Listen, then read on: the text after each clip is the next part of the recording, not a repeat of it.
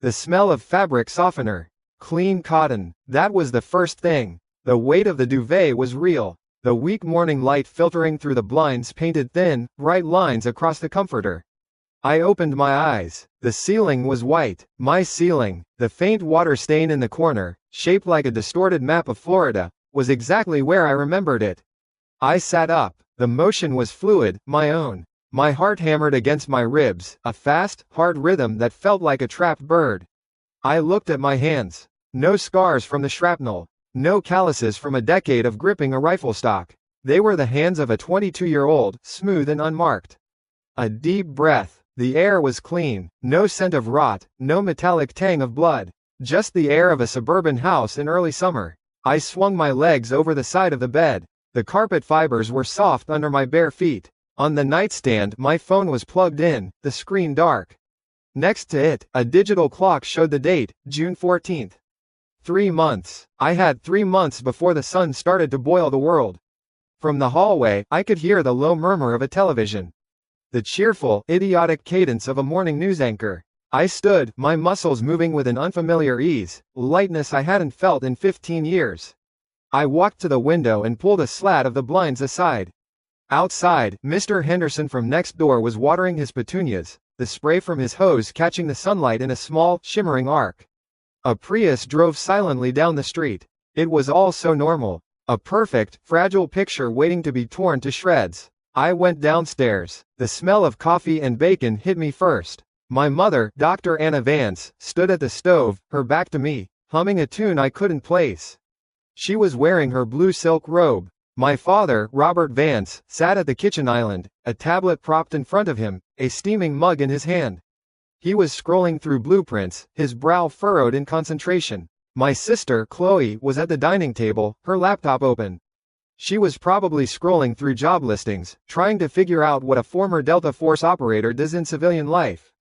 They were all here, alive, whole. Morning, Leo, my dad said without looking up from his screen. Bacon's almost ready. Morning, I heard myself say. My voice sounded thin, young. I pulled out a chair at the island and sat down. My mother turned, a smile on her face. You're up early. Sleep well? She looked healthy. Her eyes were clear. The deep lines of stress and starvation that were etched into my memory of her were gone. I couldn't answer. I just looked at her. Her smile faltered slightly. Leo, everything okay? Chloe looked up from her laptop, her sharp eyes narrowing on me. You look like you've seen a ghost. I had seen all of their ghosts. Turn off the TV, I said. My voice was level, without inflection. Unplug your devices. We need to talk. All of you. Right now. My father finally looked up, his gaze meeting mine over the rim of his glasses. He saw something there. The easygoing morning atmosphere evaporated. My mother placed the spatula on the counter, the sizzle of the bacon suddenly loud in the quiet room. Chloe closed her laptop with a soft click. What's this about, son? Robert asked, his engineer's mind already searching for the parameters of a problem. Sit down, Mom, I said. She dried her hands on a towel and took the seat next to my father. Chloe got up and sat with them. They formed a line on one side of the island. I was on the other. A courtroom. What I am about to say, I began, my hands flat on the cool granite countertop, you will not want to believe. Your first instinct will be to dismiss it, to call a doctor, to tell me I'm overtired or stressed. I paused, letting my eyes move from my father, to my mother, to my sister. You cannot afford that instinct. We don't have the time. I didn't wait for them to speak. I looked directly at my father.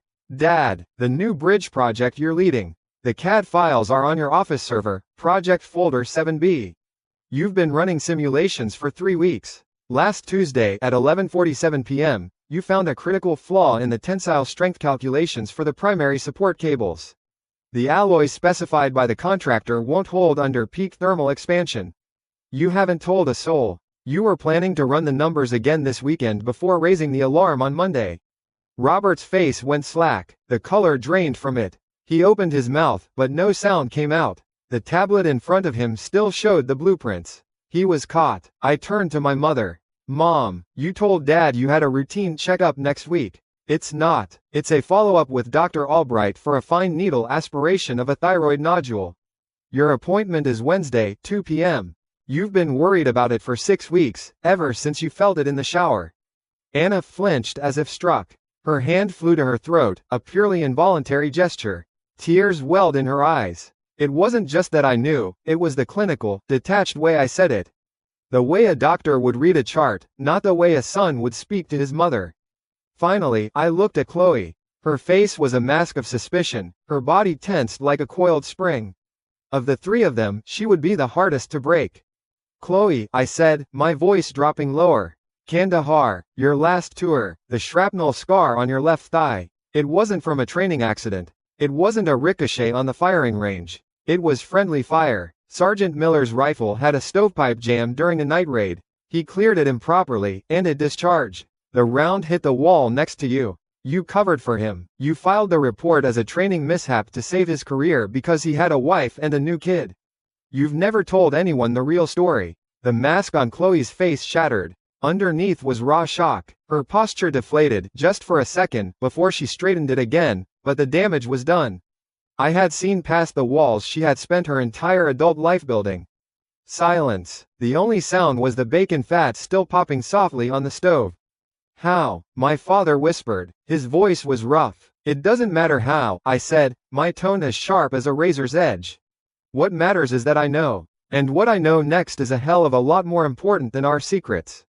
In 3 months, the world as we know it ends. It begins with a heat wave. Not a normal one. We're talking 120, 130 degrees Fahrenheit. For a month, the power grid will fail. Water sources will dry up. Society will start to crack. I laid it out for them. No emotion, just data, a sequence of events. After the heat comes the rain. Torrential, global flooding from the polar ice caps melting. But the water won't be clean. It will be acidic, contaminated. And it will carry a virus. Anything and anyone with an open wound, or a weak enough immune system, who gets soaked in that rain, changes. They become carriers. They become predators. Zombies, Chloe said, the word a flat, dead thing in the air. That's a movie word, I countered. These are just infected. Fast. Strong. They don't stop. After the floods, the atmospheric changes will trigger a rapid cooling.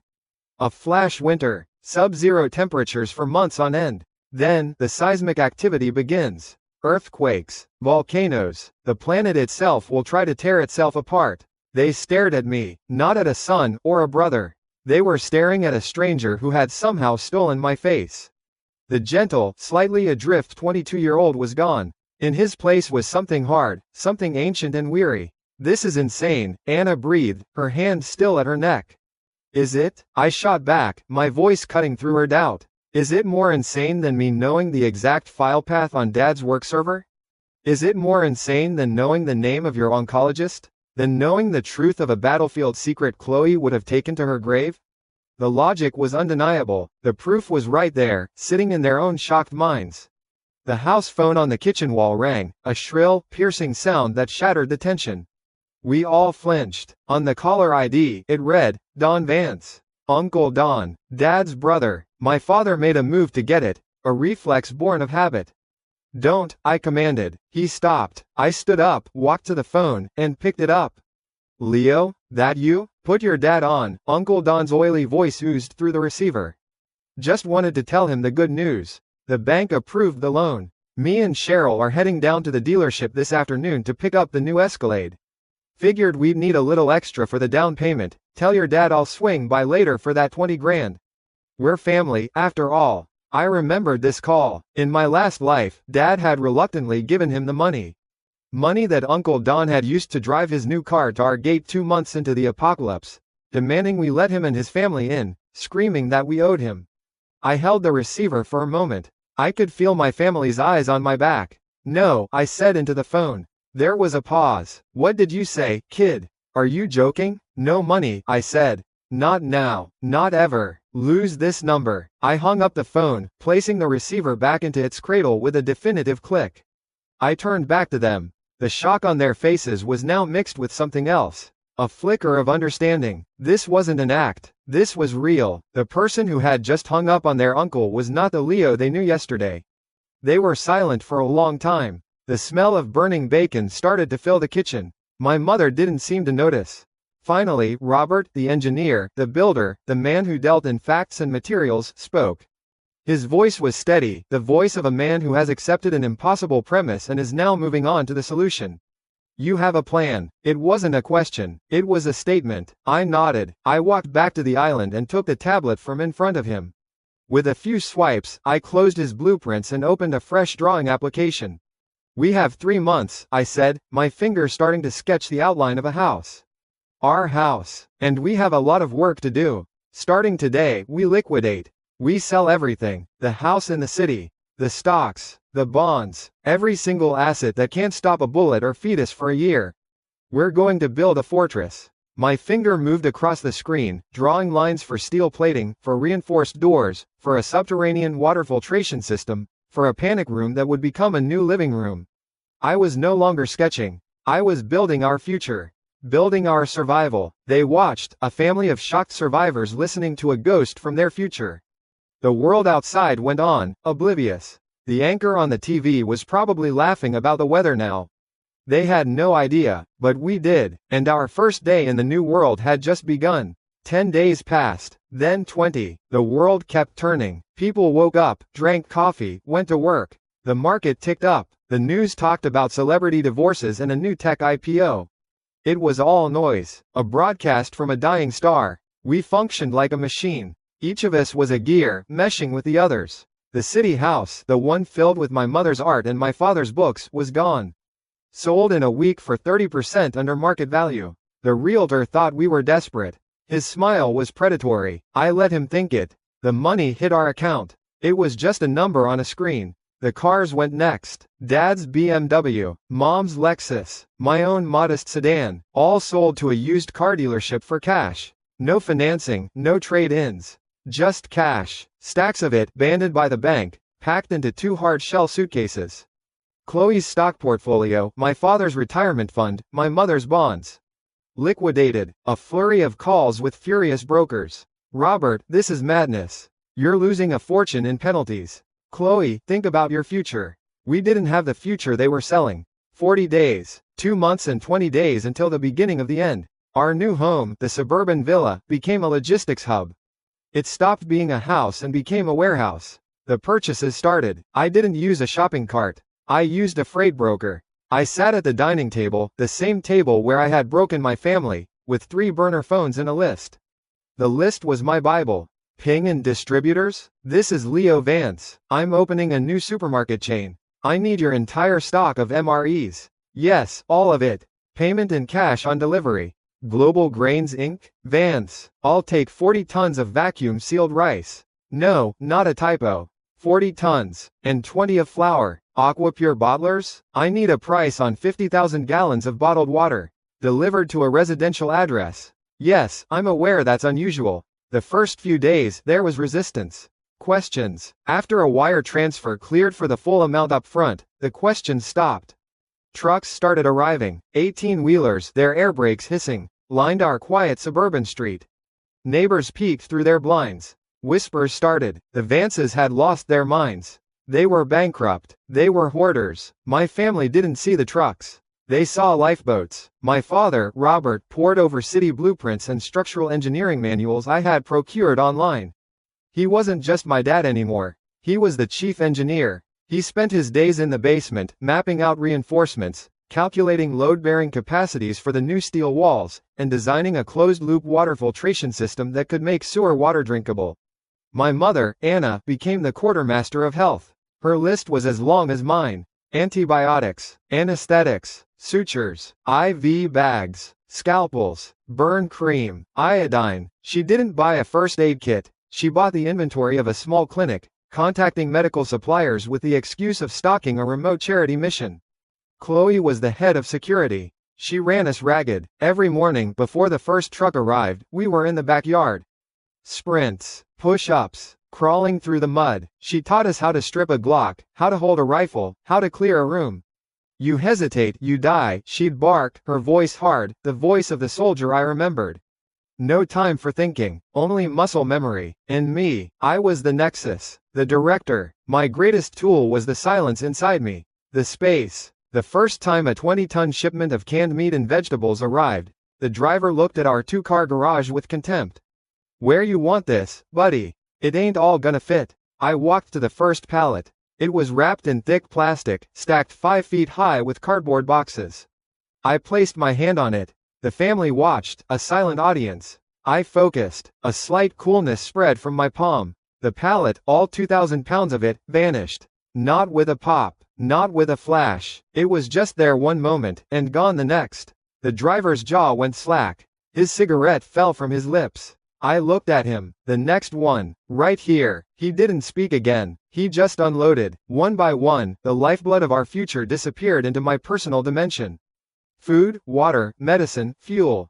10,000 gallons of diesel in massive plastic bladders, gone. A shipping container full of solar panels and high-capacity batteries, gone. Pallets of ammunition, gone. The space inside me was a silent, ordered country of our own making, where time didn't touch anything. It was on the afternoon of the 46th day that they came. The sound was unmistakable, the throaty, arrogant roar of a brand new V8 engine.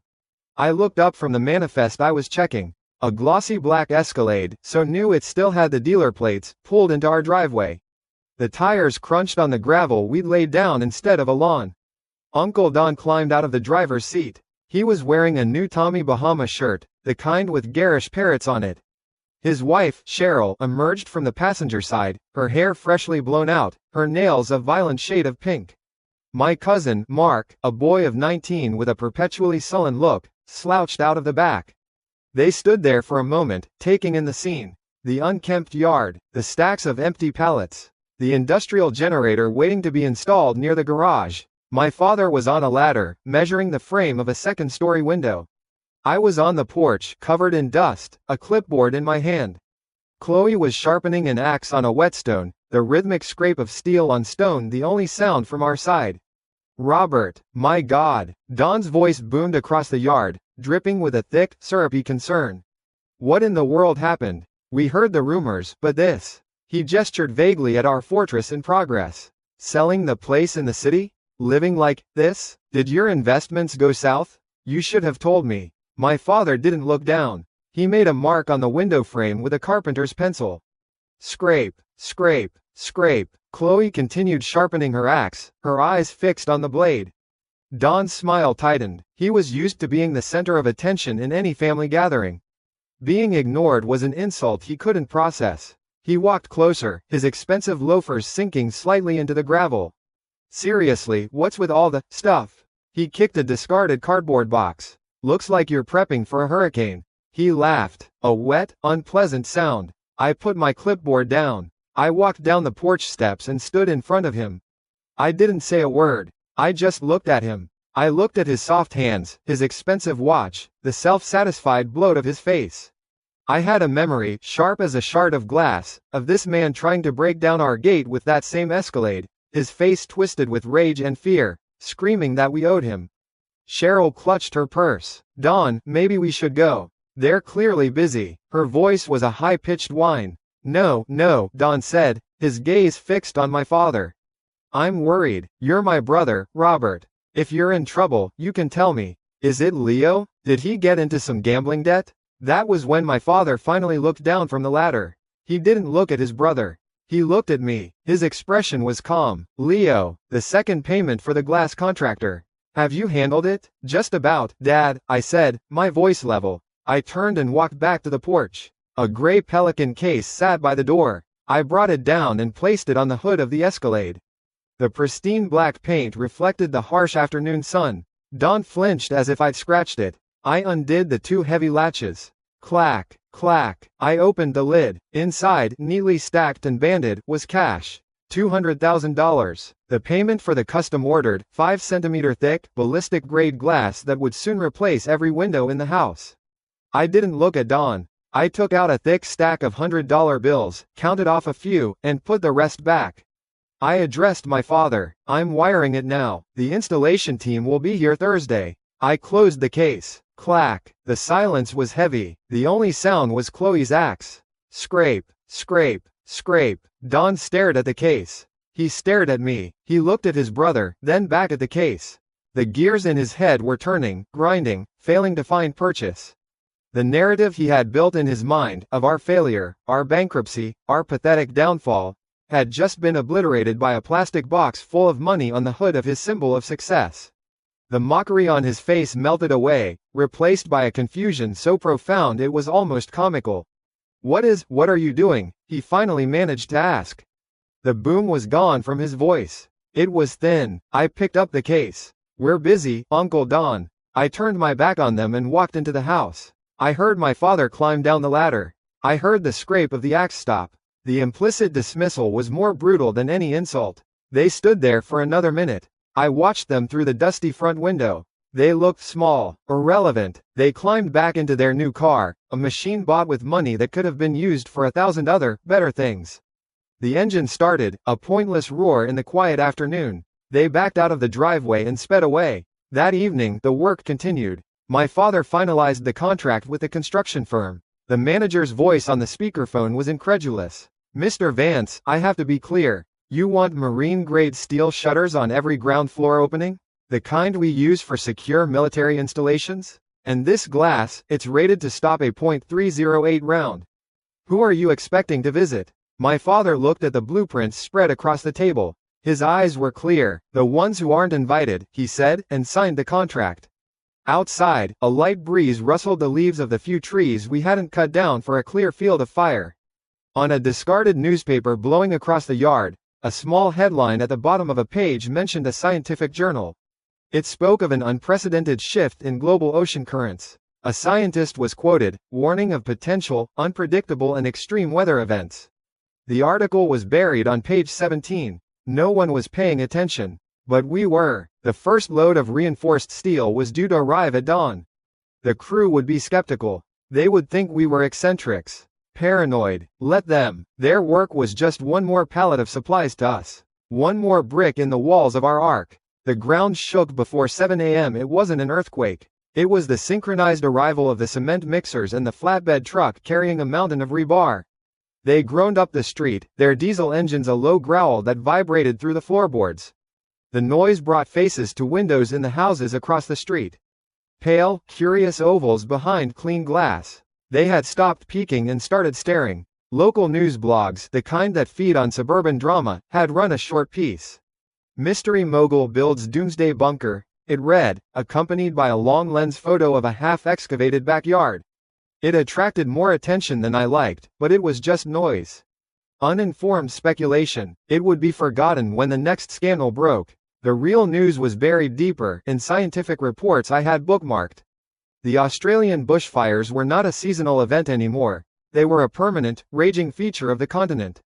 The Amazon was burning in places that were supposed to be too wet to catch fire. The planet was developing a fever. 90% of our supplies were now in the space. The last of the grains, the powdered milk, the freeze-dried meats. I would walk out to a newly arrived pallet, place a hand on the shrink-wrapped cargo, and it would simply cease to be there. The delivery drivers had learned not to ask questions. They took their cash payments and left, their eyes wide. Inside me, in that place of non-time, our future was perfectly catalogued. An endless, ordered larder where nothing would ever spoil. Today was about the bones of the house. The foreman's name was Henderson. He stepped out of a new Ford F-150, his work boots an immaculate tan, his jeans creased. He held a rolled-up set of blueprints like a field marshal's baton. He was heavy-set, with a sun-reddened neck and an air of complete certainty. He ran his construction company, and he let everyone know it. My father met him in the yard. Robert was wearing old coveralls stained with grease and dirt. He hadn't shaved in 3 days. He looked like a laborer, not the man signing Henderson's checks.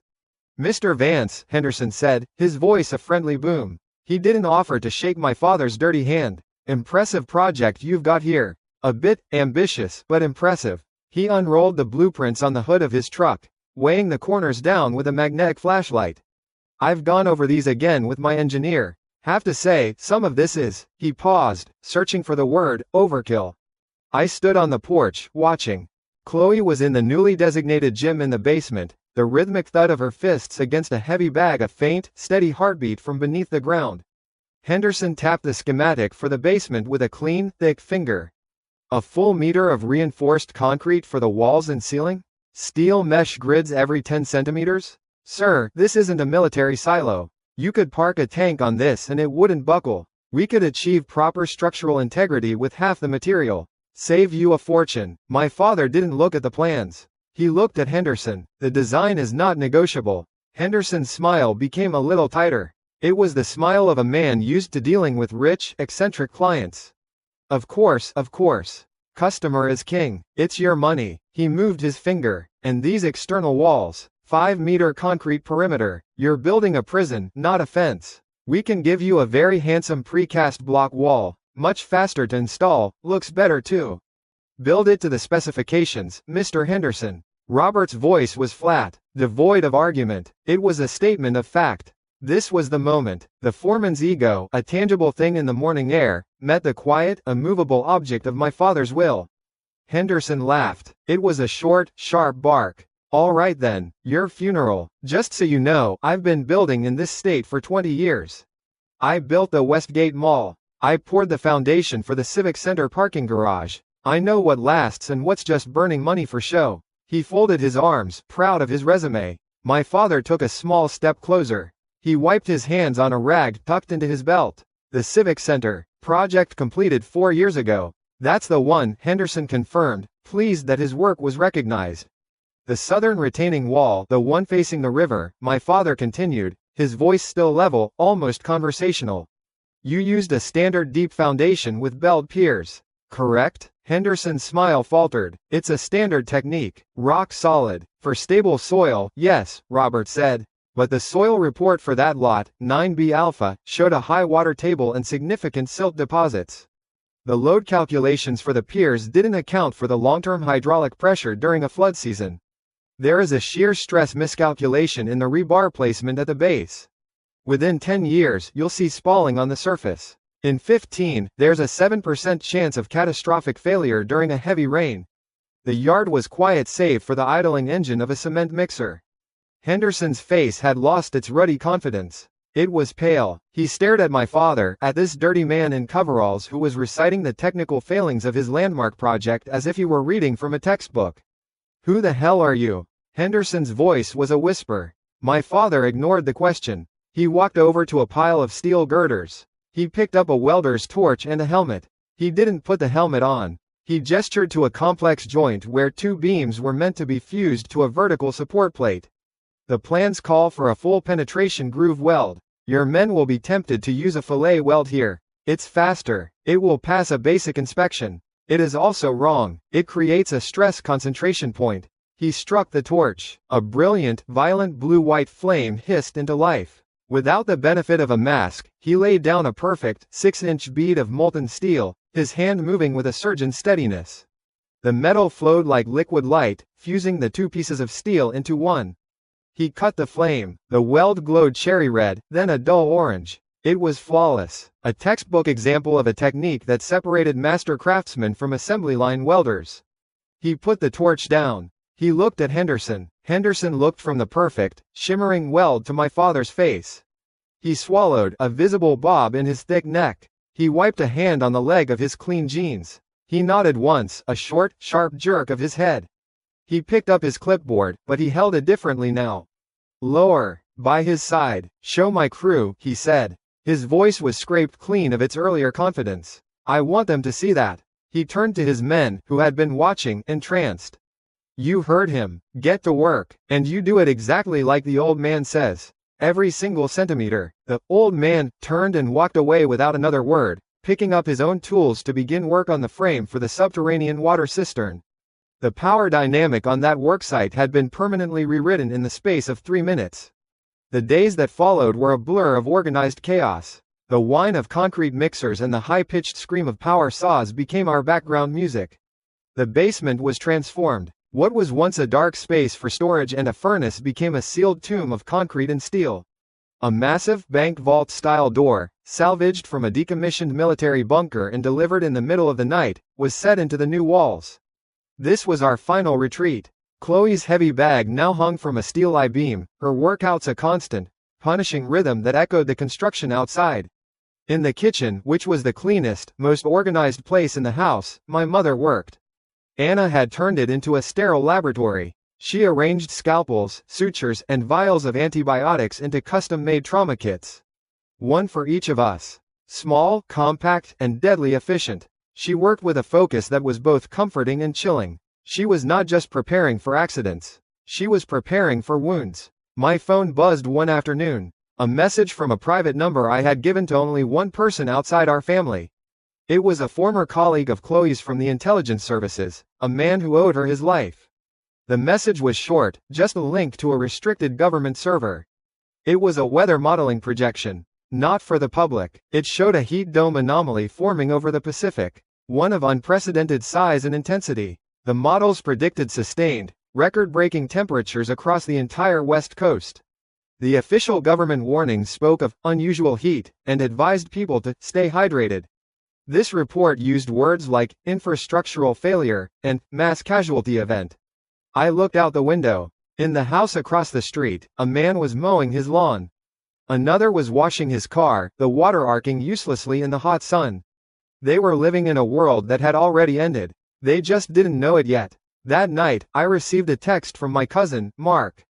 A photo of him and my uncle Don, standing in front of their Escalade, giving the camera the middle finger.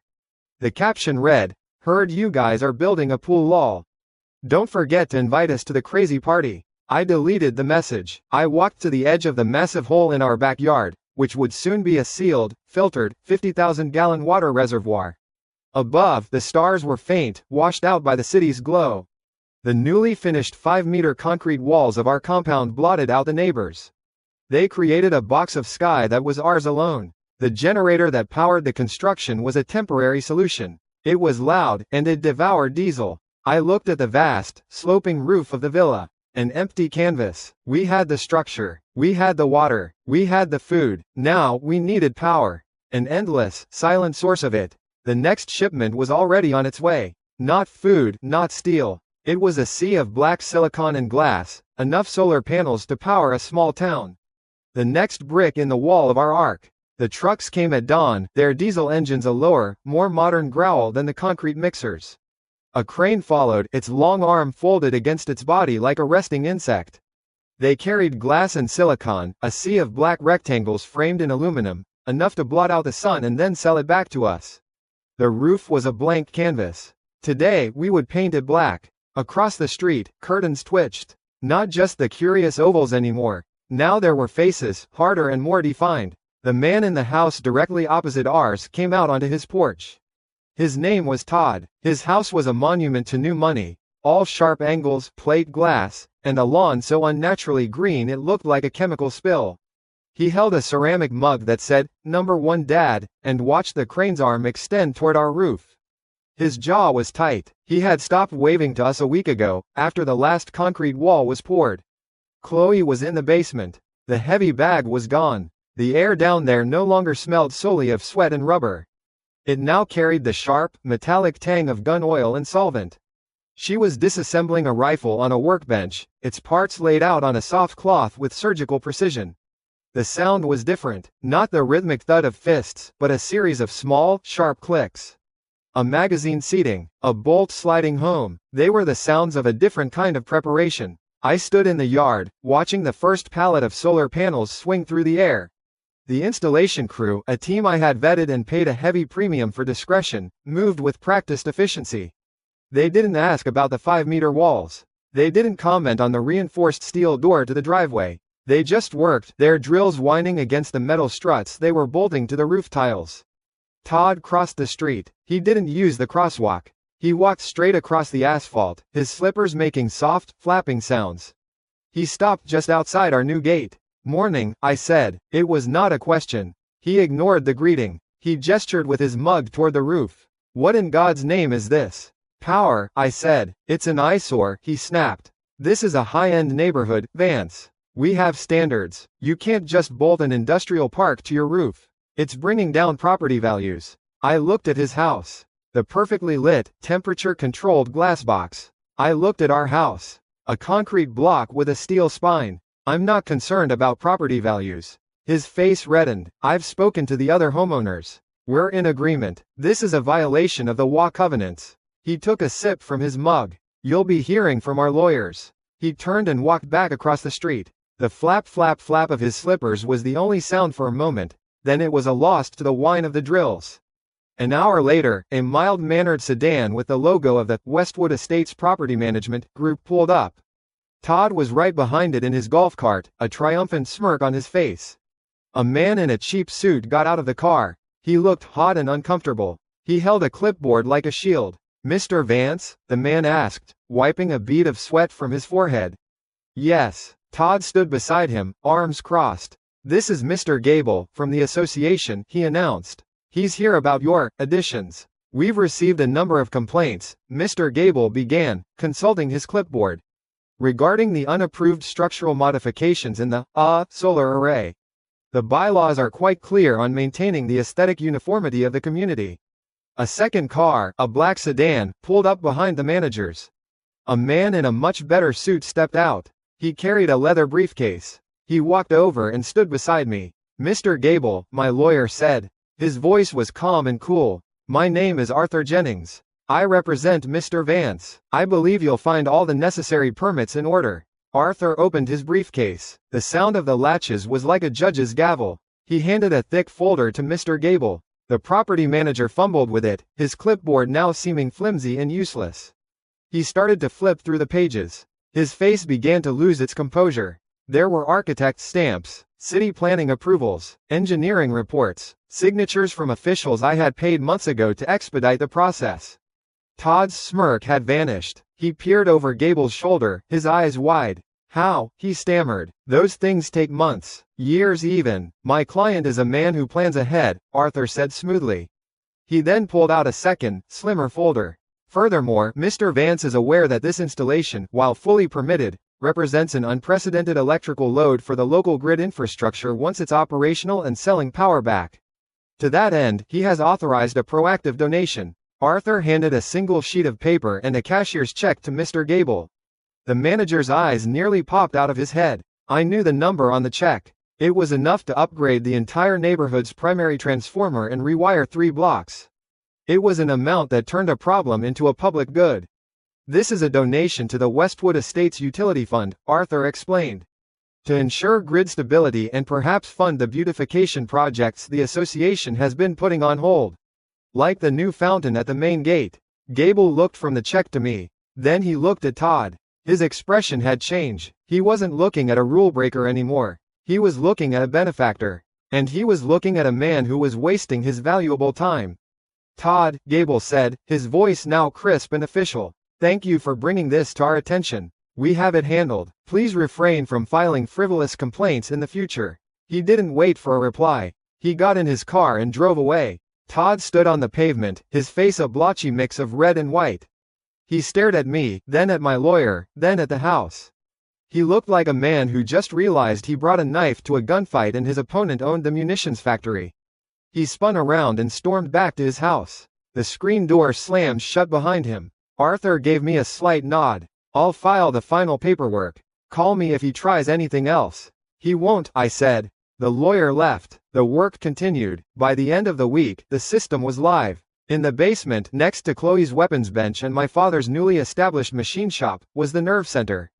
A wall of industrial-grade batteries, each the size of a small refrigerator, was connected to a series of humming inverters. A monitor on the wall displayed the input from the roof, 42 kilowatts under the midday sun. Our consumption was 5 kilowatts. The batteries were at 100%. The surplus was being shunted to a dummy load, burning off as heat until we cut the final tie to the grid. My father had finished the water system. The 50,000-gallon cistern was connected to an industrial filtration unit that could make puddle water drinkable. He ran a test, feeding it brown, silty water from a rain barrel. It came out of the tap in the kitchen sink perfectly clear.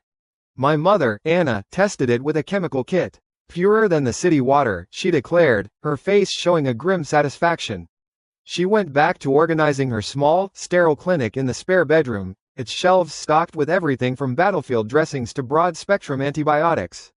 The world outside continued its slow-motion slide. A news report on one of the monitors in my office spoke of a massive, unprecedented algal bloom off the Pacific coast. They called it Crimson Tide. It was starving the water of oxygen, killing fish by the millions. The decomposing biomass was releasing hydrogen sulfide. Scientists blamed agricultural runoff and warming ocean temperatures. They showed satellite images of a red stain that stretched for hundreds of miles.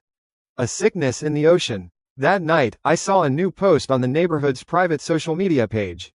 It was from Todd, a long, rambling tirade about megalomaniacs and eyesores, and how some people were destroying the character of the community. It got 3 likes. The last of the construction crew drove away. The temporary generator that had powered our work for months coughed its last and fell silent. The silence was total. There was no hum from the city's power lines, no noise from the neighbors, just the faint, internal hum of our own inverters, the barely there whisper of the air circulation system. The house was breathing on its own. A self-contained world. Our arc was complete. We were ready. I stood at a window, looking out from the second floor. Our walls blocked the view of the street, creating a concrete courtyard. All I could see was the sky above. A car turned onto our street. Its headlights were too high and too bright for a sedan. They swept across the top of our wall. I knew that engine noise. A big V8, inefficient and loud. An Escalade. It pulled up and parked directly in front of our sealed gate. The engine cut out. The doors opened. My uncle Don, my Aunt Mary, and my cousin, Mark. They stood there on the pavement, looking up at our silent, concrete home, their faces illuminated by the single, motion-activated floodlight above the gate. Their visit was not on the schedule. The doors of the Escalade opened with a soft, expensive thud.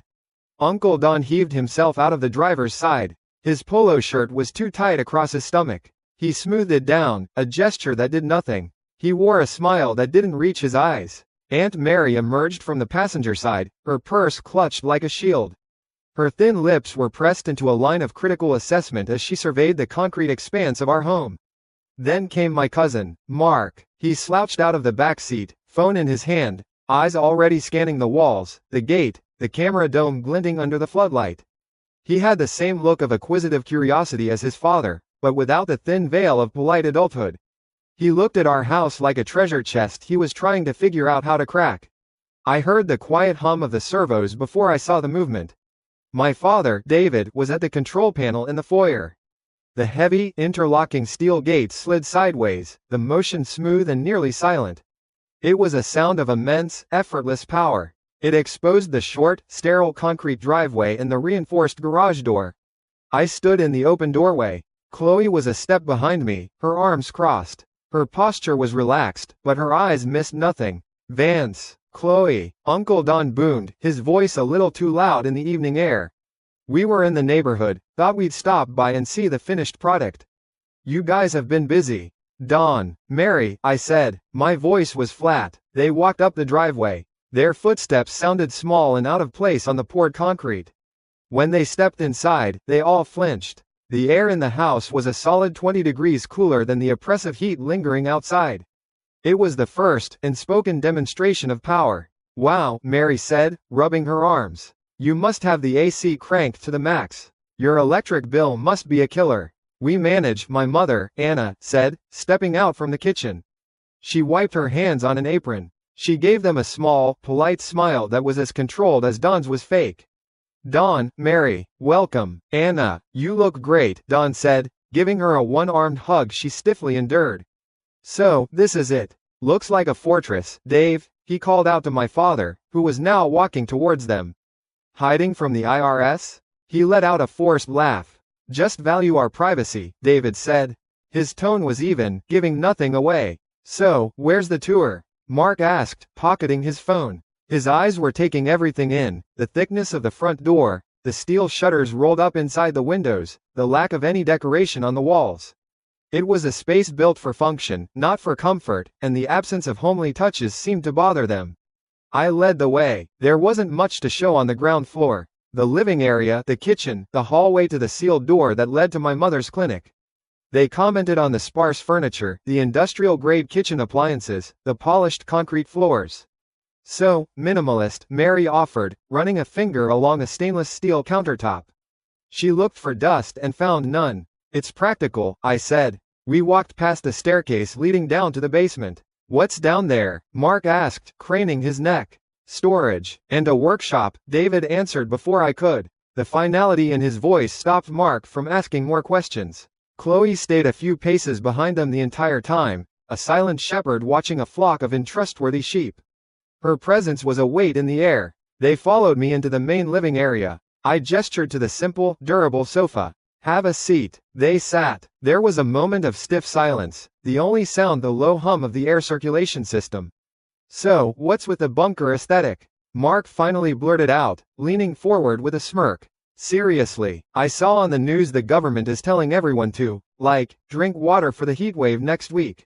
You guys took it a little far, don't you think? We believe in being prepared, I said. Mark laughed. Prepared for what? The zombie apocalypse? He leaned back, spreading his arms. Well, hey, if the world ends, we get the guest room, right?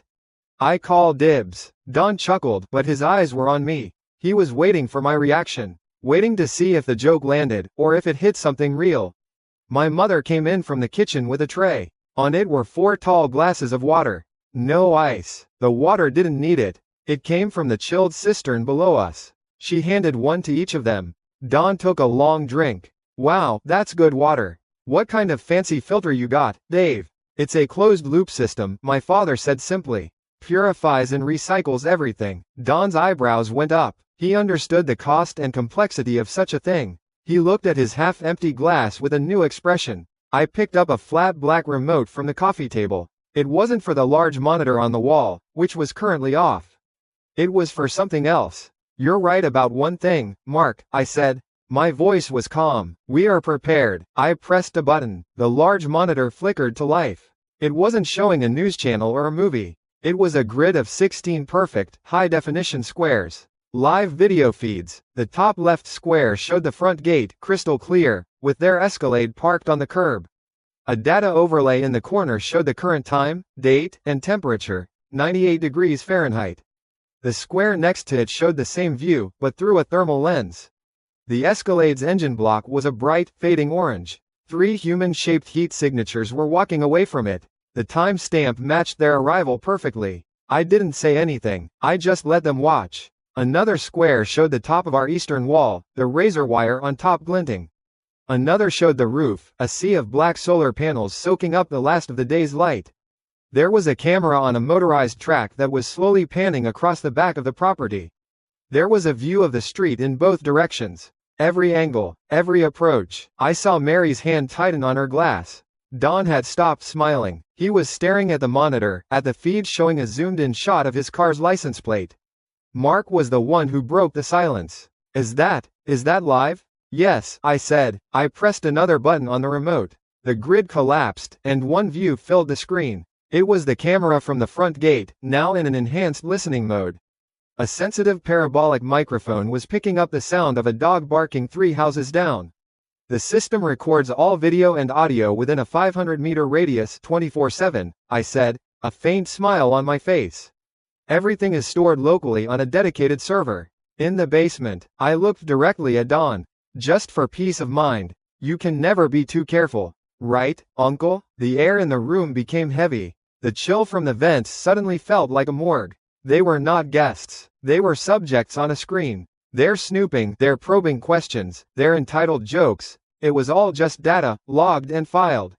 They understood now. They had walked into a cage and hadn't even realized the door was locked. Don cleared his throat. He put his glass down on the table. The small clinking sound was loud in the room. Well, look at the time, he said, his voice a little strained. We should get going. Mary has an early morning. Of course, my mother said, her voice smooth as silk. She stood up to take their glasses. They stood up quickly, too quickly. The pretense was gone. They just wanted to leave. They didn't look at the walls or the furniture on the way out. They looked at the floor. At the door, Don turned back one last time. He looked at me, then at my father. The fake bonhomie was gone, replaced by a dark, calculating look. It was the look of a man who just had his hand slapped away from a cookie jar he hadn't yet figured out how to open. He thought he was sizing us up, but we had already measured him, weighed him, and found him wanting. He said nothing. He just turned and herded his family out of the door. We watched them walk down the driveway. Chloe stood beside me, watching them get back into their Escalade. They were scouting, she said. It wasn't a question. Yes. The heavy gate slid shut behind them, sealing us back inside our world. I watched on the monitor as the Escalade pulled away from the curb and sped down the street. It didn't stop at the stop sign at the end of the block. The four of us stood in the foyer. The hum of the house surrounded us. His greed makes him predictable, my father said, looking at the blank screen. But it also makes him dangerous. He saw wealth here, not just money but resources. He'll be back. He'll talk, my mother added. He won't be able to resist boasting that he's been inside, hinting that he knows something. He'll make us a target for others like him. They were right, but Don was a problem for another day. He was a symptom of the coming disease, not the disease itself. I walked over to the main terminal in my office. On the screen was a weather map from a private satellite service I subscribed to. A massive, deep red dome of heat was expanding over the Pacific, heading our way. The official news called it a historic heatwave. I knew it was the beginning of the end. Hospital admissions for heatstroke were already spiking in coastal cities. Reservoirs were at critical lows. The world was a cracked pot, about to shatter. I looked at the calendar on the screen. 3 days. In 3 days, the temperature would climb past 120 degrees Fahrenheit and stay there. The power grid would fail. The water would stop. The thin veneer of civilization would evaporate. Our final preparations were complete. The larders were full. The water was pure. The power was our own. We were an island, fortified and ready. The silence in the house was no longer the silence of an empty home. It was the charged silence of a machine, fully powered, waiting for the switch to be thrown. The waiting was over. The sun rose wrong. It didn't climb, it assaulted the horizon. Through the armored window of my office, the sky was not blue, but a bruised, hazy white. The light it cast was hard and punishing. On the 16-panel monitor, the world was already dying. The feed from the street camera showed the asphalt softening, turning tacky. It shimmered, the air above it warping like a flawed lens. A bird, a sparrow, dropped from the sky mid-flight. It didn't glide or spiral. It just fell, a bundle of limp feathers hitting the concrete with a sound the parabolic microphone picked up as a soft, final thump. The thermal camera next to the main feed showed the street glowing a violent orange. The official temperature overlay, linked to our own rooftop weather station, read 122 degrees Fahrenheit. It was 8 a.m. day 1. I took a sip of my coffee. The liquid was hot, a deliberate choice. A small comfort against the controlled chill of the house. The internal thermostat was locked at a steady 75 degrees Fahrenheit. The only sound was the low, pervasive hum of the air circulation system, an artificial wind that never ceased. It was the sound of our survival. A new email pinged on my terminal. It was a grid status alert from the subscription service I use. Sector 4B. Power draw exceeding 150% of peak capacity. Brownouts initiated. I looked at the city map. Sector 4B was the industrial zone, full of refrigerated warehouses. It was the first domino. It wouldn't be the last. I left the office. The polished concrete floor was cool under my bare feet. In the main living area, the large wall monitor was off.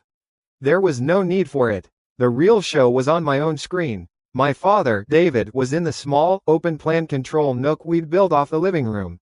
His back was to me. He was watching the power input from the solar array and the state of the battery banks. Levels are stable, he said, without turning. He had a technician's sense for presence. Array is outperforming projections. The sheer intensity of the light is making up for the haze.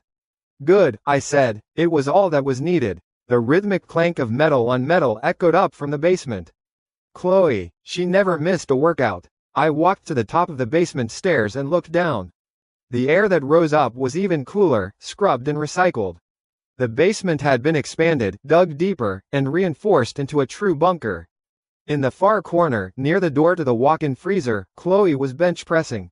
The bar rose and fell with methodical precision. She wasn't straining, she was conditioning, maintaining the machine that was her body. She saw me, gave a slight nod, and continued her set. The gym, fully equipped and climate-controlled, was her church. I turned towards the kitchen. The scent of baking bread and roasting garlic cut through the sterile air. My mother, Anna, stood at the stainless steel island, kneading another ball of dough. Her movements were efficient, practiced. An array of glass jars sat on the counter, filled with herbs from the first hydroponic harvest we'd grown weeks ago. In the apocalypse, she was not just a surgeon, she was the curator of our quality of life.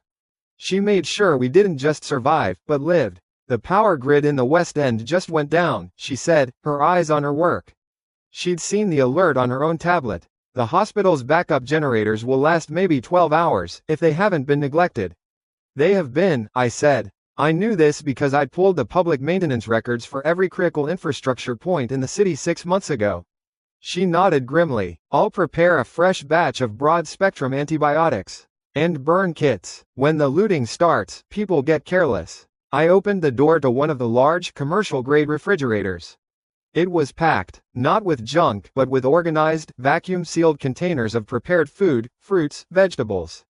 I pulled out a container of mixed berries, frozen solid just yesterday. I also grabbed a quart of homemade vanilla ice cream from the adjacent freezer. I brought the items to the main living area. My father had finished his checks and was now looking over the schematics for the water recycling system. I put 2 scoops of ice cream into a bowl, topped it with the frozen berries, and pushed it across the table to him. He looked at it, then at me. A small smile touched his lips. Seems a bit decadent, considering, he said, picking up his spoon. The contrast is the point, I replied, getting a bowl for myself. We ate in silence, the cool sweetness a small defiance against the inferno outside. On my personal tablet, I pulled up the camera feed focused on the houses across the street. The Millers, a nice enough couple in their 60s, had their windows covered with blankets from the inside. A futile gesture. The thermal camera showed their house as a sickening yellow, bleeding heat. Then I panned the camera down the block, to Uncle Don's.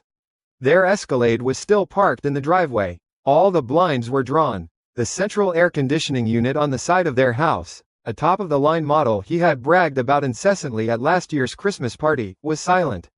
Its fan wasn't moving. I toggled the thermal overlay. The unit was cold, dead. Their house was a rapidly brightening blob of yellow-orange. They were cooking in there. I imagined them huddled in their master bathroom, the one with the big tub, running the water until the pressure dropped to a trickle of scalding liquid.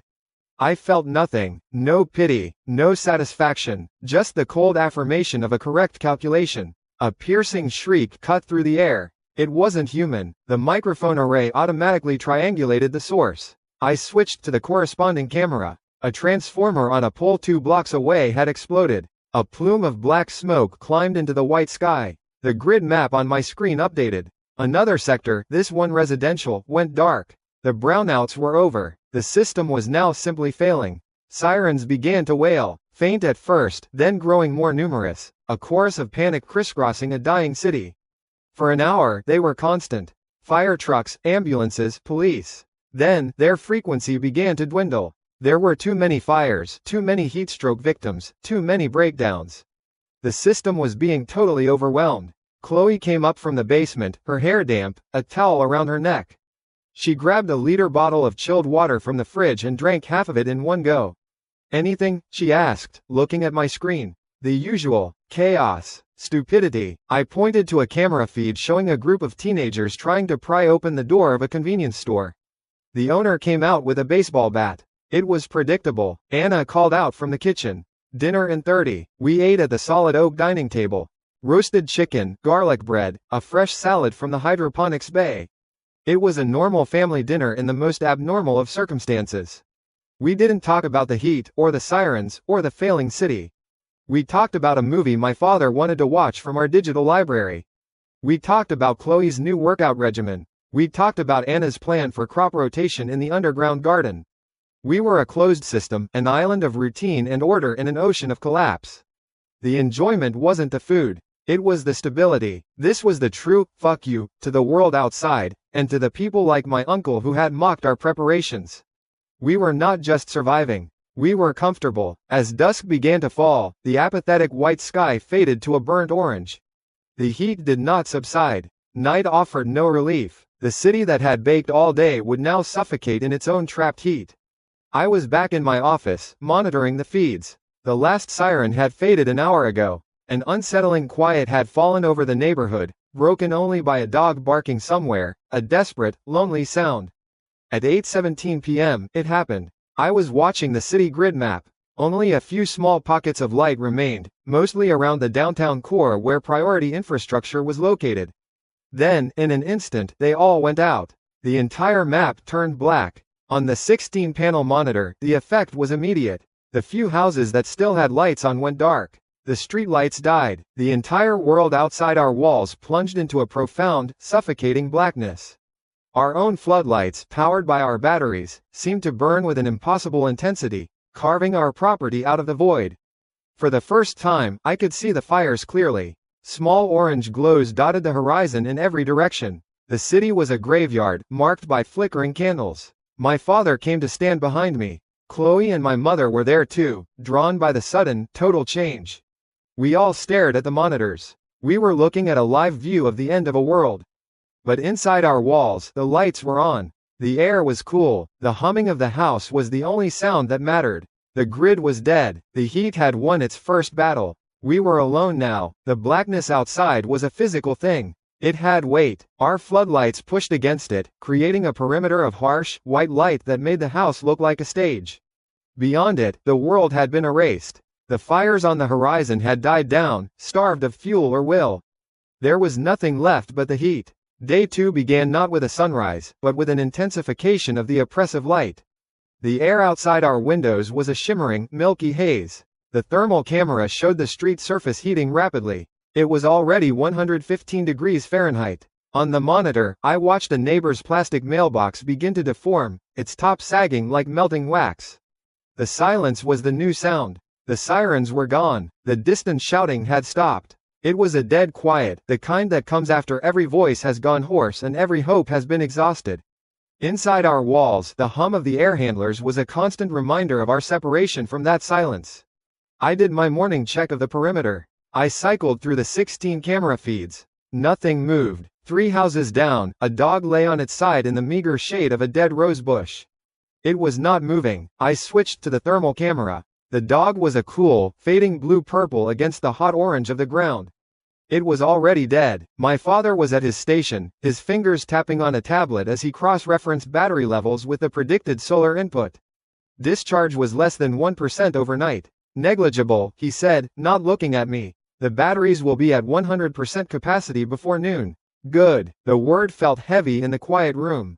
From the basement, I heard the familiar, rhythmic thud of a heavy bag. Chloe's workout. It was a more aggressive sound than yesterday's weights. Thud thud thump. A pause. Thud thud thud thump. She was practicing combinations. Her discipline was a pillar of our fortress. The scent of coffee was soon joined by the smell of sizzling bacon. My mother, Anna, stood at the kitchen island. She moved with an unhurried grace, cracking eggs into a hot pan. On the counter beside her sat a medical tray lined with sterilized instruments. She was preparing for a day of routine, but she was always ready for it to be broken. That was her nature, a surgeon's foresight. We ate breakfast at the big oak table. Bacon, eggs, toast with butter. It was aggressively normal. We did not discuss the dead dog or the sagging mailbox. We talked about the schematics for the subterranean greenhouse my father was designing. He wanted to optimize the UV lamp placement for tomato growth. Chloe critiqued his plan for the walkway, pointing out a potential bottleneck if we needed to move supplies quickly. I listened. My role, for now, was to watch the outside world. I brought my tablet to the table. I zoomed in on the Miller's house across the street. Yesterday, their windows were covered with blankets. Now, the blankets were gone. The windows were wide open. A desperate, useless attempt to catch a breeze that did not exist. I could see Mr. Miller, a man in his 60s, sitting at his dining room table in his underwear. He was motionless, staring at the wall. His skin had a waxy sheen. My gaze shifted down the street. To my uncle's house. Their expensive, top-of-the-line air conditioning unit remained a dead metal box. One of their upstairs windows was open. I focused the long-range camera. I could see movement. My aunt, her face blotchy and distorted by the heat haze, was screaming at my uncle. Her mouth opened and closed. Her hands sliced through the air. He stood with his back to her, his shoulders slumped. Their son, a boy of 16, was curled on a couch in the background, a sheet pulled over his head. They were breaking. The heat was cooking them from the outside, and their fear was rotting them from within. I watched them for a full minute, then switched the feed. I felt the same as when I saw the dead dog. A simple observation of a predictable outcome. By mid-afternoon, the city was a furnace. The external temperature sensor read 131 degrees Fahrenheit. People began to emerge. They moved slowly, hugging the shadows of a sun that was almost directly overhead. I watched a man from down the block try his car. The engine turned over once, twice, a tired, grinding sound that carried in the quiet. Then, a final click. He slammed his fist on the hood of the car, a single, sharp bang. He looked up and down the street, his eyes sweeping past our house without registering it. His face was a mask of defeat. He shuffled back inside. Inside, we decided to watch a movie. My father insisted on an old action film, something from the 90s with big, loud explosions. If we're going to use the power, let's use it, he'd said with a thin smile. I dimmed the main lights. The 85-inch screen lit up the living room. Chloe came up from the basement, showered and dressed in clean clothes, and dropped onto the massive sectional couch. My father settled into his favorite armchair. The surround sound system came to life with a blast of orchestral music and gunfire. The floor vibrated slightly with a cinematic explosion. My mother came out of the kitchen, wiping her hands on her apron. She carried a baking sheet. The smell hit me immediately, overwhelming the clean, recycled air. It was warm, sweet, rich. Chocolate chip cookies, a smell from another lifetime. She placed the sheet on the coffee table. The cookies were perfect, slightly browned at the edges, the chocolate chips still glistening. Don't eat them all, she said, her eyes on the movie. I made 3 dozen. We sat there, in the air-conditioned cool, the screen flashing with Hollywood chaos. We ate warm cookies and drank cold milk. The sound of gunfights and car chases from the speakers drowned out the silence of the world outside. I looked at the monitor displaying the feed from the front gate camera. The street was empty, shimmering under the brutal sun. Glimpsed through the bulletproof glass of our living room window, this scene of domestic comfort felt like a broadcast from another planet. This was defiance, not a shout, but a quiet, sustained hum of civilization. Later, as the suffocating daylight began to fade into a dusky, orange glow, I saw movement on my monitors again. It was the neighbor from 2 doors down. The one whose car wouldn't start. He was on his front porch, staring at our house. Our lights had come on automatically at dusk, bathing the front lawn and the reinforced walls in a clean, unwavering glare. To him, in his dark, hot box of a home, we must have looked like a mirage. An impossible island of light. He just stood there, a dark shape against his own dark house. He didn't wave, he didn't move, he just watched. The skin on my arms prickled. Not with fear, with anticipation. I switched the camera to my uncle's house. The window was still open. I couldn't see them anymore, but the thermal camera told the story. 3 human-shaped heat signatures clustered in one room. They were not moving much. Their house was a blotch of angry red and yellow. The temperature inside had to be unbearable. They had no water, no power, no hope. They had mockery. I remembered my uncle's laughter at a family dinner 6 months ago. You're building a bunker? What are you, crazy? Going to hide from the Democrats? I felt a small, cold knot tighten in my stomach. It wasn't pity, it was the feeling of a calculation proving correct. Night fell completely. The house was a self-contained world. The movie ended. Chloe and my father started a game of chess. My mother was in the kitchen, humming along to music playing softly from a tablet as she cataloged medical supplies. I sat in my office, the bank of monitors my window to the apocalypse. The quiet outside had returned, deeper this time. It was the quiet of resignation. I was tracking the thermal signature of a small group of people moving 2 streets over. They were clumsy, stumbling in the dark. Looters, most likely, but they were no threat. They were just looking for water. They were ants on a hot plate. Then a new sound broke the rhythm of my house. It wasn't the hum of the servers or the click of chess pieces or the soft clink of glass from the kitchen. It was a sound from outside. Bang! It was not a knock. It was a blow, the sound of a fist hitting our front door. A solid, heavy impact that vibrated through the concrete floor. Bang! Bang! Everyone in the house froze. The chess game stopped. The humming from the kitchen stopped. My father looked up from the board, his eyes meeting mine. Chloe slowly stood up, her body tensing. My mother appeared in the archway of the kitchen, a scalpel, thin and bright, in her hand. On the monitor for the front gate camera, the porch was filled with a figure. It was the neighbor, the man who had been staring. His face was inches from the camera lens, distorted and grotesque. His eyes were wide, and his mouth was open in a silent scream. Bang! Bang! Bang! He was hammering on the reinforced steel with both fists. He wasn't asking to be let in. He was demanding it. Behind him, emerging from the darkness of their own homes, other figures were appearing. Shadows drawn to the only light in a world of black. The mice had come for the cheese. The sound was a fist. A physical blow against the steel of our world. Bang! Bang, bang. Chloe was already on her feet, a fluid motion off the couch. The chess pieces sat abandoned. My father's hand hovered over a rook. He did not look at the board. He looked at me. My mother stood in the doorway to the kitchen, the thin line of a scalpel a silver glint in her hand. The sound of the movie was gone. The only sound was the hum of the house and the hammering from outside. On the main monitor, the porch camera feed was a mess of distorted flesh. The neighbor, the man whose car wouldn't start. His face was pressed to the fisheye lens. His mouth was a black hole, his eyes white rings of panic. He was battering the door not with his fists, but with a heavy rock. Each impact sent a low thud through the soles of my feet. Behind him, other shapes resolved out of the darkness. Drawn by the noise, drawn by the light, 3 figures. I recognized the stooped shoulders of my uncle, John Miller, the smaller, frantic shape of my aunt, the lanky, defeated form of their son, my cousin. They had come. I hit a button on the console. The external microphone crackled to life. My voice, amplified by the speakers concealed above the gate, cut through the night. It was flat, devoid of warmth. Step away from the door. The neighbor flinched back as if struck. He dropped the rock. It hit the concrete porch with a sharp crack. He looked around wildly, his eyes searching for the source of the sound. You have 5 seconds to clear the porch before the defensive grid is activated. My voice continued, a machine's recitation. 5, 4. He scrambled backward, tripping over his own feet and falling off the edge of the porch into a withered azalea bush. He lay there, a heap in the dirt. The light from our floodlights was merciless. It bleached all the color from them, turning them into figures in a black and white film. John Miller stepped forward, into the center of the glare. My aunt and cousin huddled behind him. He looked terrible. His skin was burned red, peeling on his forehead and nose. His lips were black and split. The polo shirt he always wore, the one with the little alligator, was stained with sweat and dirt.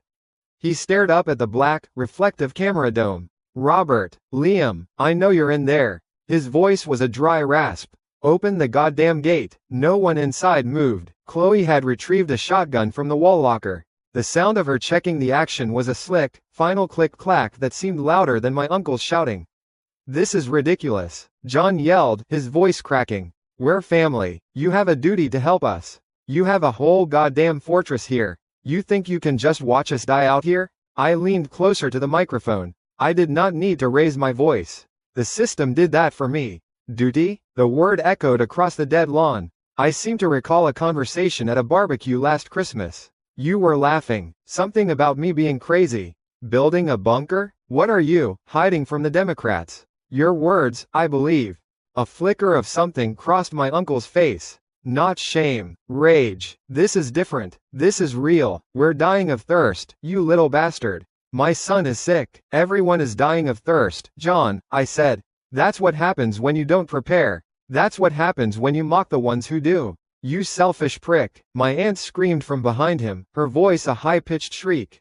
We'll die because of you. Your own family. The curse of God on this house. I ignored her. My father picked up one of the chess pieces, a white knight, turning it over and over in his calloused fingers.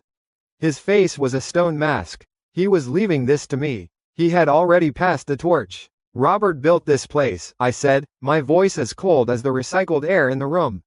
Anna stocks its pantry. Chloe defends its walls. I provide the means. It was built with our money. The money from the houses we sold. The cars we sold. The assets you and your friends laughed at us for liquidating. This fortress, and everything inside it, belongs to us. It was never meant for you. Silence. Even my aunt stopped shrieking. There was only the sound of their ragged breathing, audible through the high-fidelity microphone.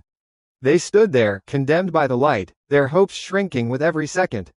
John's shoulders slumped. The arrogance was gone, burned away by the heat and the thirst.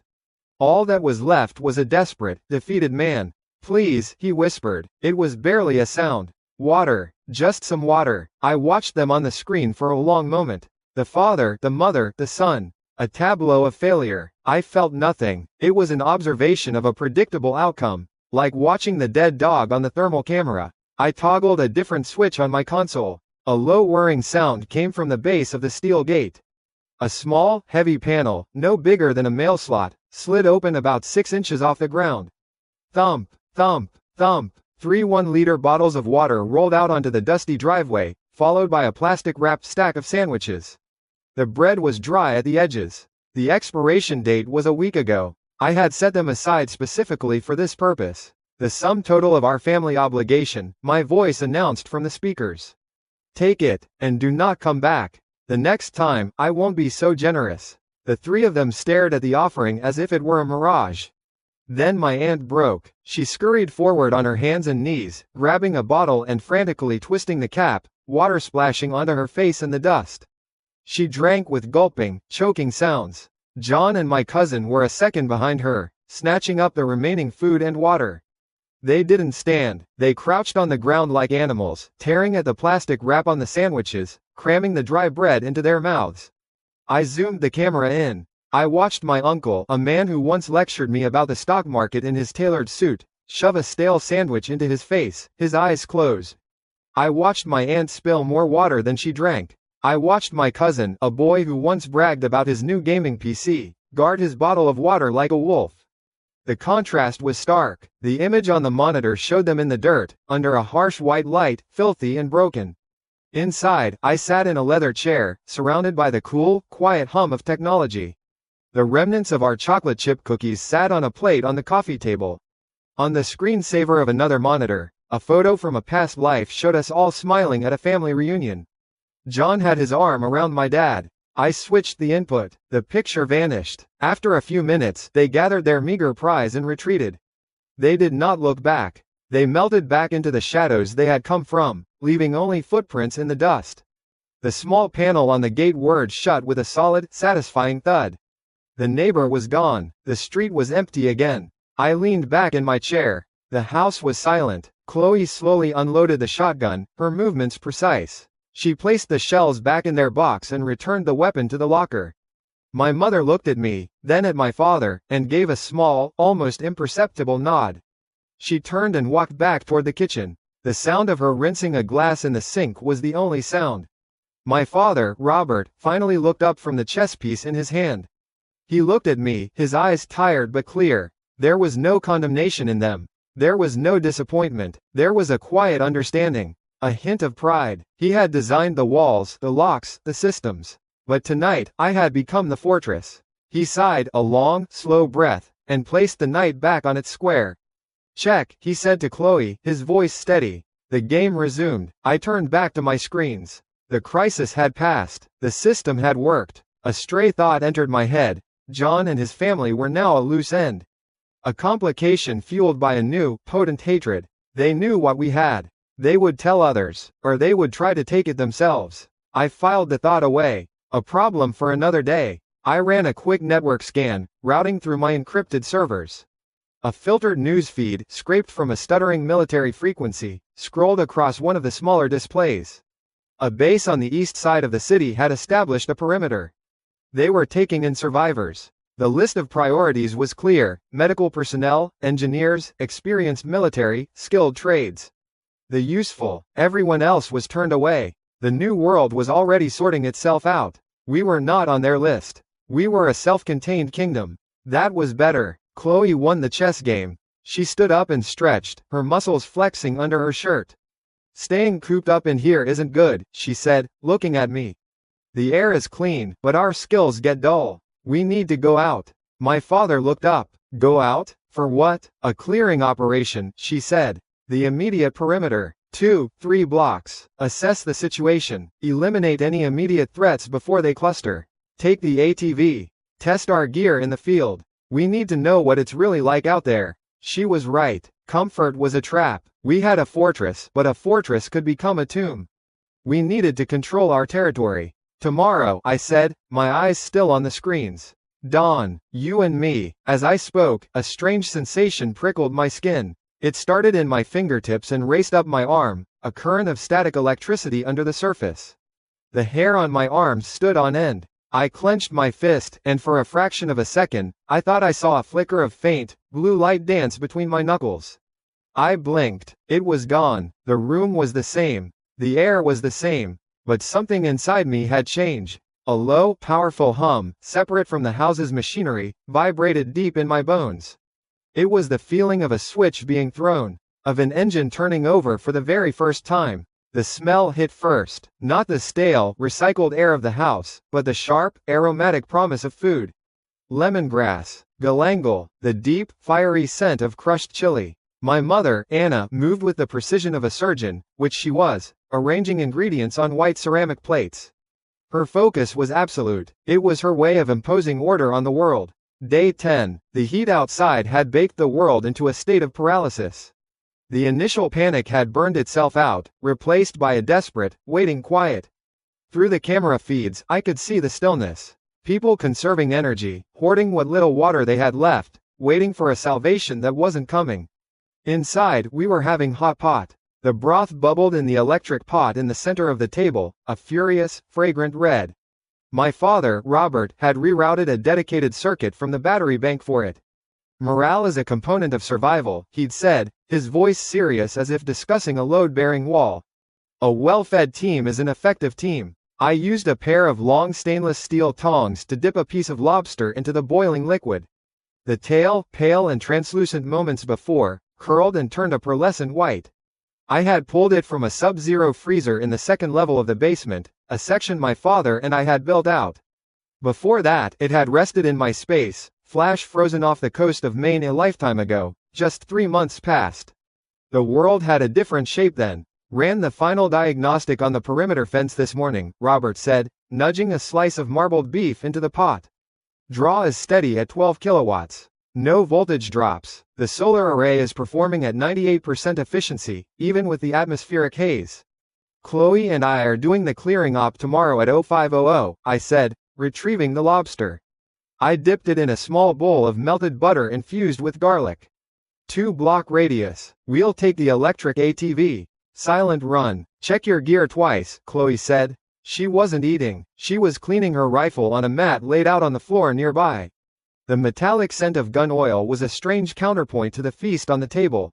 Complacency is a faster killer than thirst. The warm, buttery flesh of the lobster dissolved in my mouth. It was a taste of a dead world, luxury that no longer had a price because money no longer existed. On the main monitor array, I kept one screen dedicated to the forward-facing street camera. My neighbor, Henderson, the one who had battered our door, sat on his front step. The sun had cracked his skin. He held a small piece of what looked like bread, breaking off tiny corners and placing them in his mouth with a slow, deliberate motion. He chewed for a long time, his jaw working as if the bread were made of leather. He was staring at nothing. The smell of tom yum and chili. The image of dry bread. The contrast was a physical thing. I took a sip of iced water, the condensation cold against my fingers. I placed a handful of clams and sliced squid into the simmering broth. Anna passed me a plate of fresh basil and bean sprouts, grown under the UV lamps in the hydroponics bay my mother had designed. The entire system, the lights, the pumps, the climate control, drew its power from our fortress's beating heart. This is good, my father said, his first comment on the food itself. A high compliment. He was a man who spoke in schematics and efficiencies. As I reached for another piece of squid, it happened. A jolt, not from the outside, from the inside. It started in my spine, a feeling like a live wire being pressed against my vertebrae. It wasn't pain, it was energy, a pure, humming current that shot down my arms and legs. The hair on my arms lifted. The air in front of my face seemed to thicken, a charge building in the space between my hand and the pot. I tasted copper in the back of my throat. I clenched my hand. The stainless steel tongs in my grip buzzed. A low thrum I could feel in my teeth. ZZZT. A tiny, brilliant blue spark, no bigger than a grain of rice, jumped from the tip of the tongs to the metal rim of the hot pot. It made a sound like a gnat being zapped. Everyone at the table froze. My father's chopsticks paused halfway to his mouth. Anna's eyes, a surgeon's eyes trained to notice the smallest anomaly, narrowed on my hand. Chloe stopped cleaning her rifle. The only sound was the bubbling of the broth. Liam, my mother said, her voice calm, clinical. What was that? I opened my hand. The tingling sensation remained, a swarm of static electricity under my skin.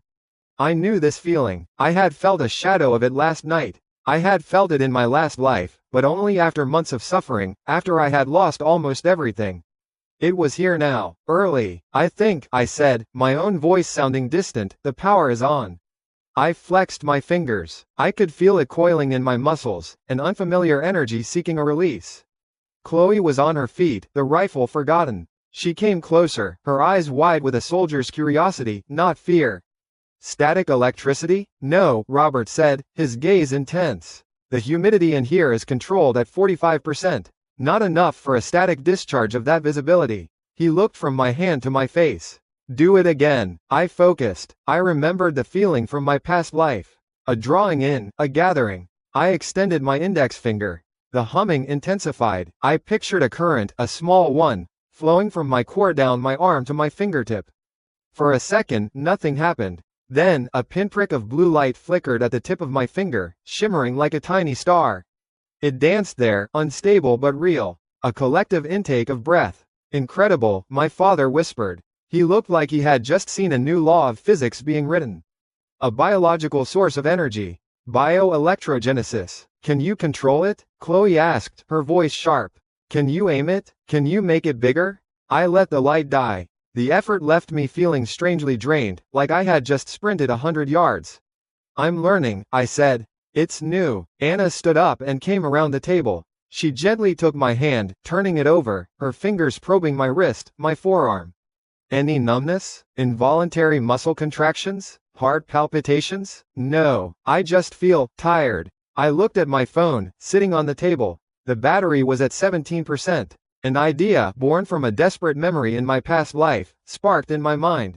I picked up the phone and the charging cable. I plugged the cable into the phone, but held the USB end in my other hand, pinching the metal connector between my thumb and forefinger. I closed my eyes, focusing again, not on creating a spark, but on a smooth, low-voltage flow. I imagined the energy inside me, the Loihi, as a river. I wasn't building a dam to burst, I was just opening a small channel. The tingling returned, but this time it was a steady, warm pulse that flowed down my arm and into the metal connector. On the table, the phone screen lit up. The battery icon appeared, the small lightning bolt symbol inside it. It was charging. Silence. The sound of the bubbling pot seemed very loud. My father stared at the phone, then at me. The implications were cascading behind his eyes. I could see him calculating, redesigning. The grid, he said, his voice full of awe. The backup systems. In an emergency, you could power the comms. You could recharge the batteries. My God, Liam, you're a walking power plant. Chloe saw something else. It's a weapon, she said, her voice a low murmur. A defibrillator to the chest could kill a man. What could a directed charge do? We were interrupted by a new sound. A low, guttural chopping that grew steadily louder, cutting through the thick walls of the house. It came from the sky. I glanced at the monitors. 2 military helicopters, painted a drab olive green, were sweeping low over our suburban block. A loudspeaker crackled to life, the voice distorted by the wind and distance. Repeat, this is a general announcement from the 7th Regional Command. All essential personnel are ordered to proceed to the central collection point at the city stadium. We are prioritizing medical personnel, engineers, military veterans, and skilled tradesmen. Bring proof of qualification. All other civilians remain in your homes. Aid will be distributed in the coming days. Essential personnel to the stadium. The message repeated as the helicopters flew past, their noise fading to the east. The new world, sorting the useful from the useless. They were building an ark, and they were only letting a chosen few on board. It was the same as my father's rule. An effective team. They won't last, I said. Too many people, not enough resources. It'll collapse into a walled dictatorship within a month. I toggled one of the camera feeds, cycling through the perimeter. And I saw them, on a street corner 3 blocks away, under the shadow of a dead oak tree. My uncle, John Miller. He was not alone. There were 4 other men with him. They were gaunt, hard-faced men. One of them held a length of iron pipe. John was talking, gesturing with his hands. He pointed in the direction of our house. The body language was different now. It wasn't the slump of a beggar. It was the lean of a predator explaining the hunt. They were planning. He had found his own team. As I watched them, I felt a change in the air. A shift in pressure. The stale, hot smell of the street was being replaced. It was the scent of ozone and wet pavement, a smell that comes before a storm. I looked at the external temperature reading. 54 degrees Celsius. It shouldn't be raining. A single, fat drop of water hit the camera lens, blurring the image of my uncle for a second before it sizzled and evaporated. Then another, and another. No, I whispered. On the screens, I saw it happen. Doors opened, people ran out onto their scorched lawns, faces turned to the sky, arms outstretched. A man fell to his knees and laughed, letting the drops hit his face. They thought it was salvation. A miracle, the end of the heat. I turned to the main console, my meal forgotten. I pulled up the feed from the atmospheric sensor suite Robert had installed on the roof. A real-time chemical analysis of the rainwater. The pH level was dropping. 7.0, neutral, then 6.5, 6.0, 5.5. The needle on the digital gauge crept steadily downward, past the yellow warning zone and into the solid red. Outside, the first tentative drops turned into a steady shower, then a downpour.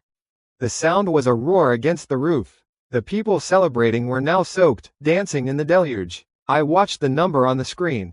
4.9, 4.5, 4.2. It was too early. It shouldn't have happened this fast. I looked at my family. They were watching me, their faces grim. They didn't know the specifics, but they knew my reaction meant this was not a blessing. The rain hammered down, washing the filth from the streets, soaking into the dry, cracked earth. And on my monitor, the number stabilized at a horrifying low.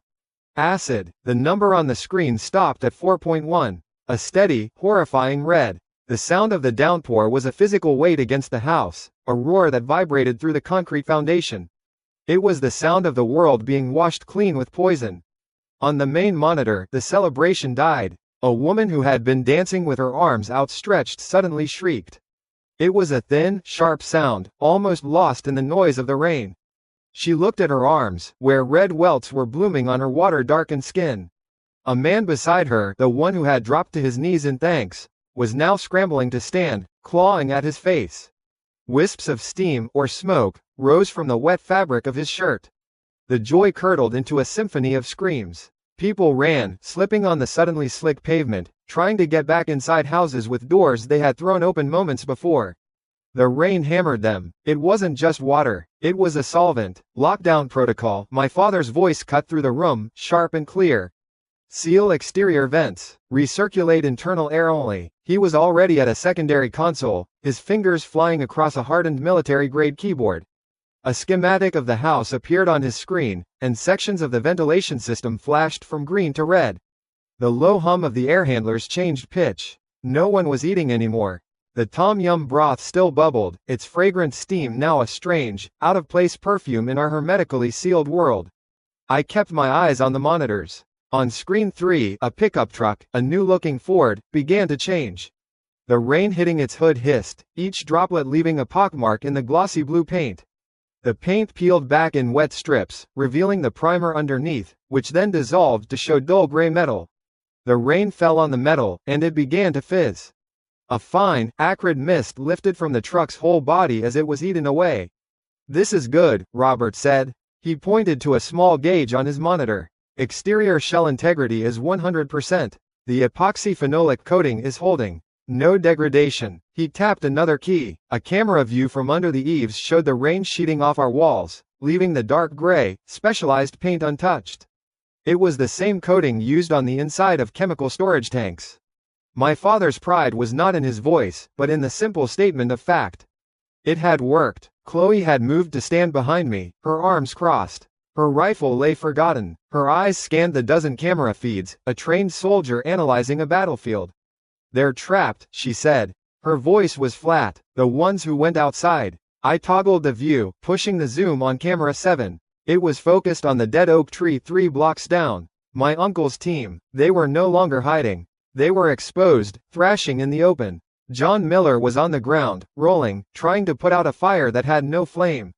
The man who had been holding the iron pipe had dropped it. The pipe lay on the asphalt, bubbling and smoking, a thin line of rust already creeping across its surface.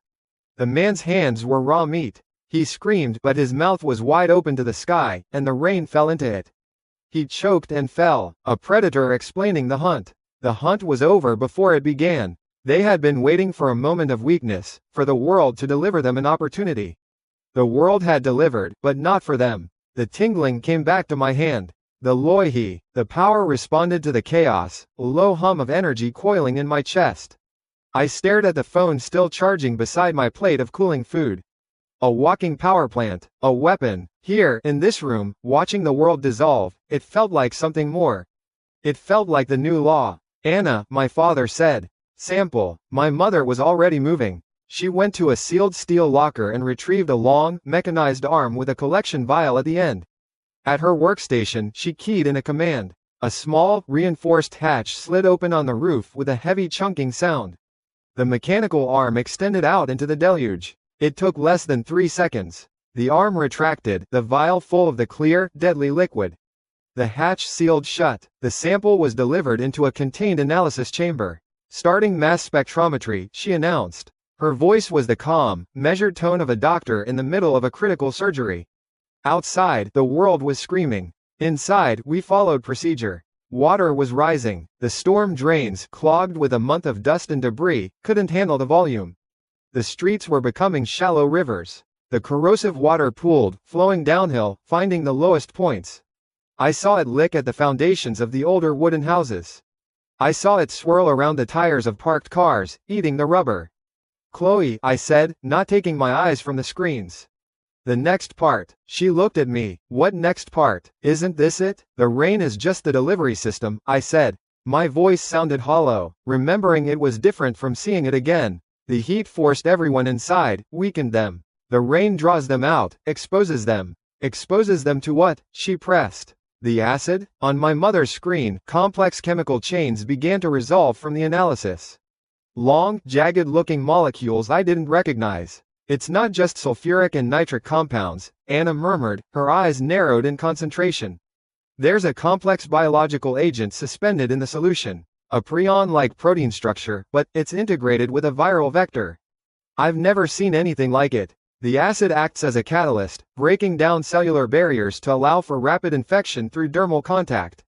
I looked at Chloe. Her face was pale. A virus, she whispered. It gets in through the burns, I said, putting the pieces together for them. The pieces I already knew from a lifetime of nightmares. The acid opens the door. The virus walks in. I watched the screen where the man who had screamed into the rain now lay twitching. His movements were small, jerky. Not the tremors of pain or cold. They were wrong. His limbs moved with a spastic, unnatural rhythm. It rewrites them, I continued.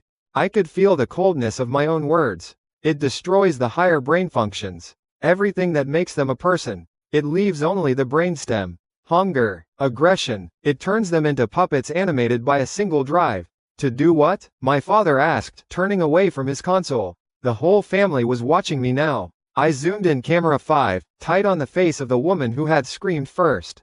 She lay in a growing puddle near her front porch. Her skin was a patchwork of red burns and pale, unaffected flesh. Her eyes were open. They were not the eyes of a person anymore. The pupils were gone, the entire iris clouded over with a milky, bloodshot film. Her jaw worked, snapping open and shut with a dry, clicking sound. A low growl rumbled in her chest. It was not a human sound. It was the sound of an animal. To spread the virus, I said. The water level was now halfway up the wheels of the cars on the street.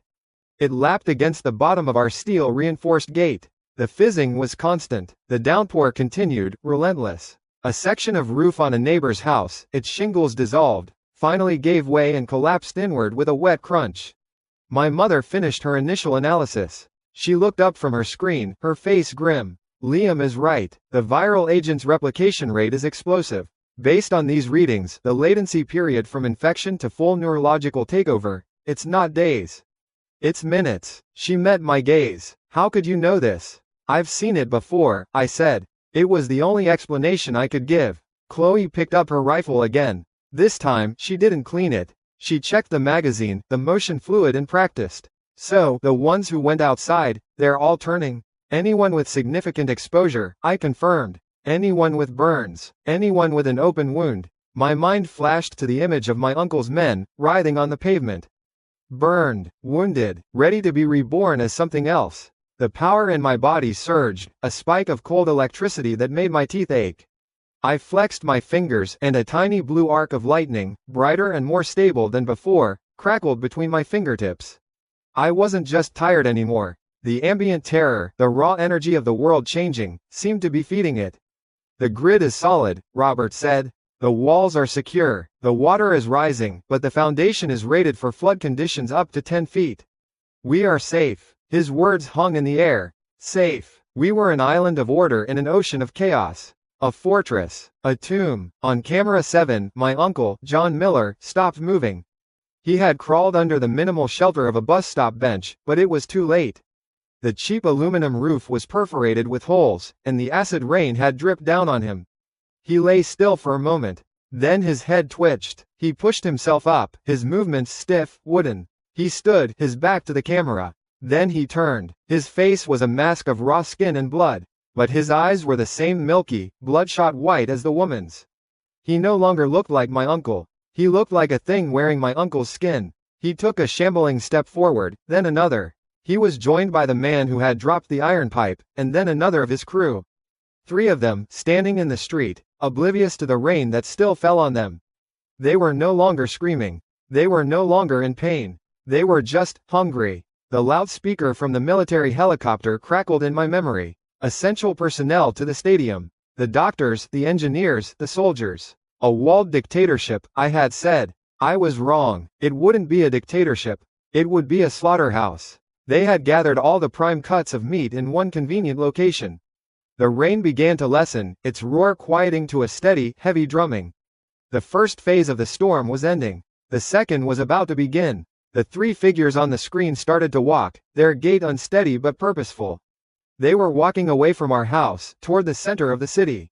Toward the stadium. I watched them go. I didn't feel relief. I didn't feel pity. I felt the loihe humming under my skin, a quiet promise of violence. They were not my problem. Not yet. The real storm, I said to the room, to my family, my team, is just getting started. The drumming on the roof had lessened. The roar was gone, replaced by a steady, heavy patter that was almost worse. It was the sound of a problem that wasn't going away. Water still sheeted down the observation window in the command center, distorting the world outside into a smeared watercolor of grays and blacks. The floodwaters had risen. The street was a dark, rippling river, halfway up the trunks of the dead trees. It lapped at the base of our reinforced concrete wall, the acidic water hissing softly against the foundation. On the main monitor, the dozen camera feeds showed a new kind of movement. It wasn't the panicked running of before. It was slow, stumbling, a shuffling gait that was horrifying in its shared, unnatural rhythm. They were drawn by the light. Our light. The single, shielded lamp over the main gate cast a small, defiant cone of yellow onto the churning water. It was a beacon. Movement. Chloe's voice was low, clipped. She stood beside me, her weight balanced on the balls of her feet. Her hand wasn't on her rifle anymore. It rested on the hilt of the custom-forged blade sheathed at her hip. 24, maybe more, converging from the east. I followed her gaze to cameras 3 and 4. She was right. Figures emerged from the gloom between the houses, shambling through the knee-deep water. Their heads were low, their arms hung loose. One of them was Mrs. Gable from 2 houses down. I recognized the floral housecoat she always wore when gardening. It was shredded and stained dark. Her head snapped up as if she heard Chloe's voice through the walls, and the camera zoomed slightly. Her face was a ruin of chemical burns, the skin hanging in peeling strips. Her eyes were gone, replaced by milky, furious orbs that stared at the light on our gate. No one spoke. The fragrant steam from the abandoned hot pot had long since been filtered out by the air circulation system. The only smell in the room was clean, recycled air and the faint scent of ozone from the electronics. My father, Robert, sat at the main engineering console. His face was illuminated by the green and amber readouts. He wasn't watching the things in the water. He was watching his systems. Exterior fence circuit is stable, he said, his voice a calm anchor in the room. Power draw is nominal. All relays are green. My mother, Anna, stood at her medical station, reviewing the data from the rain sample. The viral replication seems to require a specific pH range. The ongoing rain keeps the environment activated. They won't heal or change back. This is their permanent state until cellular decomposition overcomes the viral animation. A puppet show of rotting meat. It was a good, clinical summary. On camera 1, the feed directly above the gate, the first one arrived. It was a man in a ripped business suit. He had probably been trying to get home from the office when the storm hit. He waded through the water until he was 2 feet from the outer fence. It was a 10-foot-high barrier of thick-gauge steel mesh, the kind used in high-security prisons, anchored to concrete pillars. The man in the suit stopped and stared at the gate light, a low growl rumbling from deep in his chest. It was a sound like gravel being churned in a cement mixer. His jaw worked, snapping at the air. He raised his hands, the flesh on his fingers burned down to the bone in places, and reached for the fence. "Contact imminent," Chloe stated, as if calling out a target marker. My father's hand rested on the console, near a single, large, red-lit button under a clear plastic safety cover. He didn't seem to breathe. The man's ruined fingers touched the steel mesh. For a fraction of a second, nothing happened. Then, my father's thumb flicked up the safety cover and pressed the button. It didn't make a loud click. It was a soft, decisive press. A brilliant blue-white light erupted along the entire length of the perimeter fence. A loud, sharp crack split the air, louder than any thunder. It wasn't a hum of electricity, it was a violent, explosive discharge. The man in the suit convulsed as if hit by a truck. Every muscle in his body locked rigid. A scream was torn from his throat, but it was garbled and wet as the superheated air flash-boiled the fluid in his lungs. Smoke, thick and greasy, poured from his body. The fabric of his wet suit ignited, burning with a hissing, orange flame. I could see the arcs of electricity dancing over his skin, turning the burned flesh to blackened carbon. The smell hit the rooftop air intake sensors and was instantly filtered out, but I remembered it from my past life. The acrid stench of a human body being rendered down to its base components. The entire event took less than 2 seconds. The light died down, and the charred, smoking corpse slid down the fence, leaving a greasy black smear on the metal. It fell into the water with a soft splash and was carried away by the current. My father made a note on a digital pad. Mark 1. Full charge discharge consumes 7.8% of the capacitor bank's stored energy. Recharge cycle initiated. Estimated time to full, 90 seconds. His voice was utterly level. He wasn't a man who had just incinerated a walking corpse. He was an engineer reviewing a test result. The others had not been deterred. The sound and light seemed to draw them in faster. Mrs. Gable was next. She shambled forward, her arms outstretched, her milky eyes fixated on the house. 2 more followed close behind her. They didn't seem to notice the scorched remains of the first man floating past them. There was no thought, no self-preservation, only the drive to get to the light, to the life within. "They're bunching up," I said. "Activate the pulse mode, don't waste the capacitor charge on a full discharge for each one." Robert nodded, his fingers tapping on the keyboard. Pulse mode enabled. 5-second intervals. Lower amperage, sustained field. Mrs. Gable's hands hit the fence. This time, there wasn't a single, violent explosion of light. Instead, the fence glowed with a continuous, fierce blue corona. The moment her wet skin made contact, she seized. The current passed through her and into the water, and then into the 2 creatures right behind her. All 3 of them locked up, their bodies jerking in a grotesque, silent dance. The sizzle was constant now, a sound like 1,000 pieces of bacon hitting a massive griddle. Wisps of steam and smoke rose from their bodies, and the smell of cooking meat was a persistent, ugly rumor on the wind. For 30 seconds they just cooked, stuck to the fence by the electrical current and their own spasming muscles. Then, their scorched bodies slumped and fell away, joining the first man in his slow drift down the flooded street. On the monitors, it was a light show. A gruesome firework display. As more of the shambling things arrived at the perimeter, they were met with the same fate. They would touch the fence and become part of the circuit, lighting up for a brief, violent moment before being extinguished and washed away. It was a clean, brutally efficient system. A conveyor belt of death. I watched the screen, my eyes scanning each camera feed. My focus wasn't on the ones dying. It was on the ones still coming. I was looking for anomalies. And then I saw it. On camera 6, near the edge of the property line by the old oak tree. One of them was moving faster. Not running, but its shambling gait had a purpose, a speed that was maybe 10% faster than the others. It navigated the submerged obstacles with a slightly less clumsy motion. Its head was up, scanning, not just fixated on the light. It was evolving. Already, the thought sent a cold spike through my chest. The Loihi energy inside me stirred, a low thrum of power that resonated with the discharges from the fence. I curled my fingers, and for a moment, I could almost feel the electricity in the air. The faster one reached the fence. It didn't hesitate. It slammed against the mesh with more force than the others. The blue corona enveloped it. It convulsed more violently, its spine arching backwards at an impossible angle. Its jaw snapped and a piece of blackened tooth flew from its mouth. A low, continuous roar of static filled the air. This one took longer to go down. It sizzled for a full minute before its muscles finally gave out.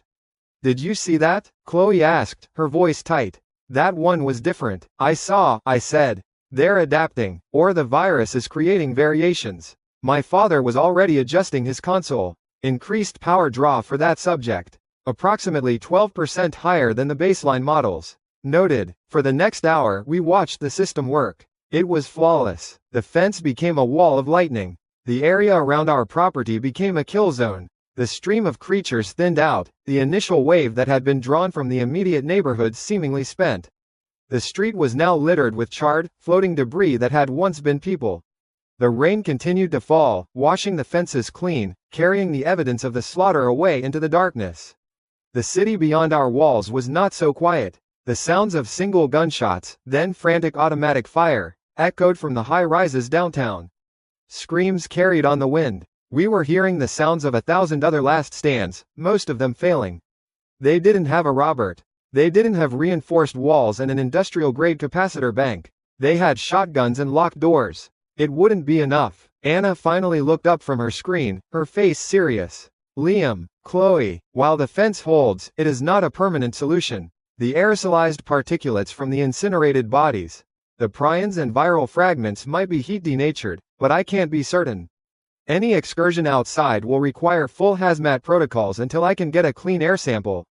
Chloe nodded, uncoiling the tension from her stance. She turned from the monitors and picked up her blade, pulling it from the scabbard. The metal was a dark, non-reflective gray. She ran an oiled cloth along its edge, her movements economical and precise. She was done watching. She was preparing. "The fence can't stay on continuous pulse forever," I said, thinking aloud. "It's a huge power drain. We'll have to switch to proximity activation. And these bodies, we can't let them pile up. It'll attract more, create a bridge for them to climb over each other. It's a biohazard." I looked at Chloe. She met my gaze, the cloth still in her hand. She didn't need to ask. She already knew. The defense had been tested. It worked. But a fortress is also a prison if you can never leave.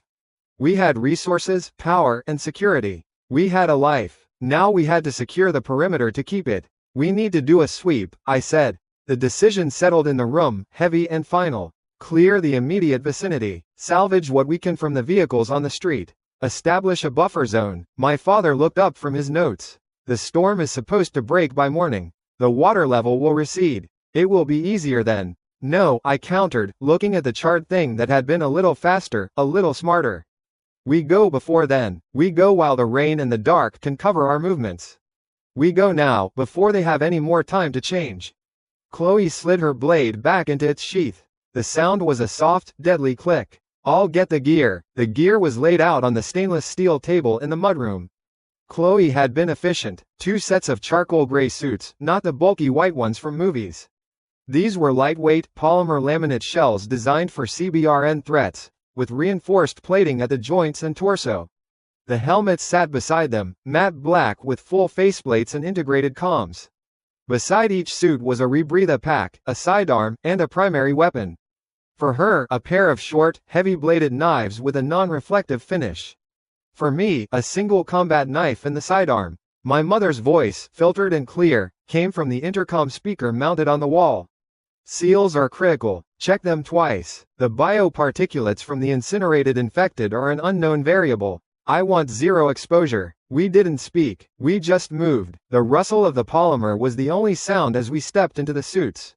I pulled mine up, the material cool against my skin. The process was a practiced drill. I secured the inner seals, then the outer ones. Chloe was already ahead of me, her movements practiced and fluid from years of military routine.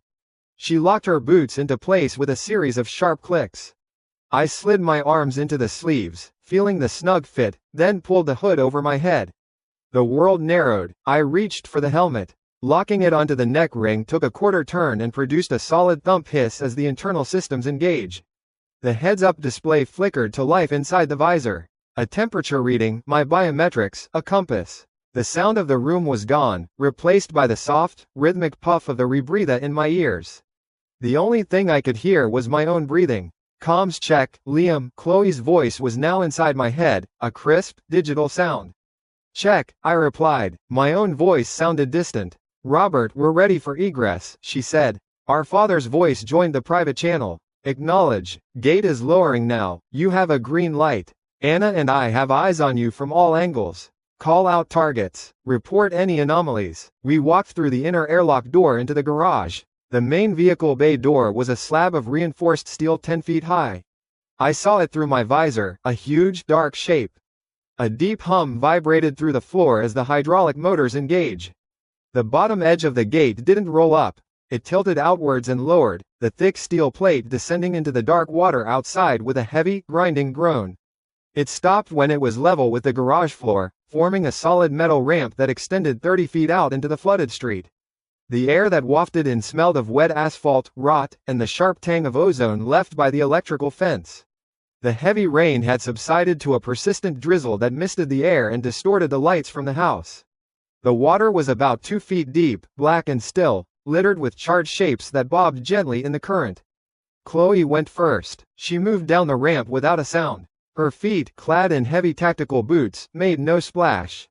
She stepped off the ramp into the knee-deep water, her posture low, knives held in a reverse grip. A predator entering its hunting ground. I followed, my sidearm holstered, my hand resting on the grip of my combat knife. The water was cold, a dead weight against my legs. My HUD highlighted the first target before my eyes fully adjusted. A shambling shape detaching itself from the shadow of a neighbor's waterlogged pickup truck, 50 yards away. It had been one of the ones that arrived late, after we switched the fence to pulse mode. It wasn't burned. Chloe saw it too. She didn't wait. She moved, not a run, but a controlled, water-slicing glide. The creature, a man in the tattered remains of a postal uniform, turned its head. Its jaw hung loose, a dark fluid dripping from its chin. It emitted a low, wet gurgle as Chloe closed the distance. She was a blur of gray and black against the dark street. She came in from the side. The left-hand knife swept up, a dark arc that hooked under the creature's jaw, forcing its head back. The right-hand blade plunged down into the top of the exposed skull. There was a dull, compact sound, like a hammer hitting a coconut. It was not loud. The body went rigid for a second, then collapsed, boneless. It fell into the water without a splash, a sinking heap of dead meat. Chloe didn't look back. She scanned the street, her head turning in short, sharp movements. 1 down. Sector 1 clear. Her voice was a flat report. This was the job. A cleanup. 2 more appeared from behind a submerged sedan. Then a third from a darkened doorway. They converged on our position, drawn by the movement. Their gait was uneven, their feet dragging through the water, creating V-shaped wakes behind them. Group of 3, I said into the comms. Engaging. Chloe began to move toward the one on the left. I raised my right hand, palm out. I didn't think about the theory or the energy. I just focused on the space between the 3 creatures. A desire, a command, a low thrum vibrated through my suit. A small, crackling ball of blue-white light, no bigger than a baseball, coalesced in front of my palm. It shot forward, not with a bang, but a sharp hiss, like tearing fabric. It didn't hit any of them. It struck the water in the center of their triangle. The effect was immediate, a silent flash of intense light. The 3 creatures seized at once. Their bodies locked, muscles contorting in violent, jerking spasms. Jaws snapped shut, limbs flailed without purpose. They were paralyzed, standing puppets with their strings cut, twitching in the electrified water. Chloe was already there. She moved through them like a surgeon. The first knife went into the temple of the closest one. Thunk. The body went limp. She spun. The second one got the blade through the eye socket. Thunk. It dropped. The third was still spasming as she delivered the final, efficient stab to the base of the skull. Thunk. 3 bodies now floated face down in the water. The whole engagement lasted maybe 4 seconds. Effective, was all she said. Saves me the footwork. Keep them grouped up, I replied. We worked our way down the street. It was a perfect, brutal ballet. Chloe was the storm, a whirlwind of precise, lethal strikes on any isolated target. I was the shepherd, using my low-powered lightning orbs to herd the shambling things into manageable clusters, paralyzing them for her to dispatch. We were not running. We were not fighting for our lives. We were exterminators. The gurgling, grasping things that used to be our neighbors were just pests. Vermin to be cleared. After clearing the first block, I knelt by one of the fresh kills. Cover me. Covering, Chloe's voice confirmed. She took a position by the corner, her head on a swivel. I pulled the combat knife from its sheath on my thigh. The blade was thick, designed for utility. Prying, cutting, killing. I grabbed the hair of the corpse, a woman whose face was a ruin of chemical burns, and pulled her head partially out of the water. I placed the tip of the blade at the top of the skull, where Chloe's strikes had landed on the others. I put my weight on it. There was resistance, then a sickening crunch as the blade broke through the bone. I didn't let myself react to the sound. I pried the opening wider. Inside the ruined mess of gray matter, something caught the light from our house. It was a small, crystalline object, about the size of a marble. It was a cloudy, translucent white, with a faint light pulsing at its core. A crystal core, the source of their power, and the fuel for my own. I reached in with my gloved fingers, the tactical material of the suit indifferent to the gore. The core was cool to the touch. I pulled it free, wiped it on the corpse's tattered shirt, and dropped it into a heavy canvas pouch on my belt. The pouch made a soft clinking sound. It was the second one. I'd taken the first from the postal worker. One by one, I harvested the cores from the rest of the bodies on the block. The work was methodical, grim, and necessary. Each time I dropped a core into the pouch, the soft clink was a note of progress. A burst of distant noise made me pause. It wasn't thunder, it was the unmistakable sound of automatic gunfire, a frantic, desperate hammering from the direction of downtown. It lasted for 10 seconds, then was cut off by a wave of screams that were barely audible over the hum of my rebreather. Downtown, Chloe stated. She hadn't moved. The supermarket, I said. Tri-State Mega Mart. We'd seen survivors fortifying it on a drone flyover 2 weeks ago. They had supplies. They didn't have a fortress. They're losing, she said. It wasn't a question. They lost the moment they decided to stay there, I replied, moving to the next body. The distant sounds of someone else's apocalypse were just background noise. They had no bearing on our task. We continued, block by block. It took nearly an hour. We moved in a 500-meter circle around our home. The lightning orbs flashed. Chloe's blades rose and fell. The crunch of bone became a familiar, rhythmic sound. My pouch grew heavy, bumping against my thigh with each step. We left a trail of still bodies in our wake, their empty skulls staring up into the drizzling rain. Perimeter clear, Chloe finally said, her breath no heavier than when we started. The street around us was quiet. Nothing moved, no anomalies detected. All targets were baseline infected. Acknowledged, Robert's voice cut in. Excellent work. The street is secure. Return to base. We walked back up the ramp. The massive steel gate hummed as it lifted, closing us inside with a final, booming clang that sealed the outside world away. The garage was filled with the harsh white light of the decontamination unit. We stood on the graded platform as jets sprayed us from every angle with a powerful disinfectant. The chemical smell was sharp even through the filters. 10 minutes later, we were in the mudroom, out of the suits. The air felt warm and clean on my skin. Anna was there, running a portable scanner over us. She was all business. No contaminants. Vitals are stable, she announced, her eyes finally softening with a hint of relief. I unclipped the heavy pouch from my belt and set it on the steel table. It landed with a heavy, solid clatter. Nearly 20 cores. I could see them through the canvas, a lumpy mass of potential. As my bare hand got close to the pouch, I felt it. A deep, resonant thrum. It wasn't a sound, it was a feeling that originated somewhere deep inside my chest, a vibration that seemed to be answering the presence of the cores. The subdimensional space, my constant companion since my rebirth, was hungry. It was a pull, a quiet but insistent demand. It wanted the energy locked inside those crystals. I reached into the pouch, my fingers closing around one of the cores. I pulled it out. In the sterile light of the mudroom, the cloudy crystal seemed to pulse with a faint, internal light, a captured heartbeat. The thrumming inside me intensified. It was a promise of change. A key waiting for a lock. I closed my fist around it. It was time for an upgrade. I closed my fist around the crystal core. It was cool against my skin, hard as glass. The light inside it pulsed, a slow, steady beat that matched the thrumming in my chest. This was not a thought. It was a physical link, an energy resonating between my body and the object in my hand. The subdimensional space, the void I carried within me, was aware of it. It was pulling. The others watched. No one spoke. The mudroom was silent except for the low hum of the air recyclers and the faint drip of water from the decontamination nozzles outside the chamber. Chloe stood with her arms crossed, her fighting posture relaxed but not gone. My father, Robert, leaned against the steel workbench, his brow furrowed in engineering curiosity. My mother, Anna, had her medical scanner still in her hand, her gaze sharp and analytical. They weren't looking at the crystal. They were looking at me. I opened my hand and placed the core on the table. Then I unclipped the heavy canvas pouch from my belt. I tipped it over. The rest of the cores tumbled out, 19 of them, clattering against the steel surface.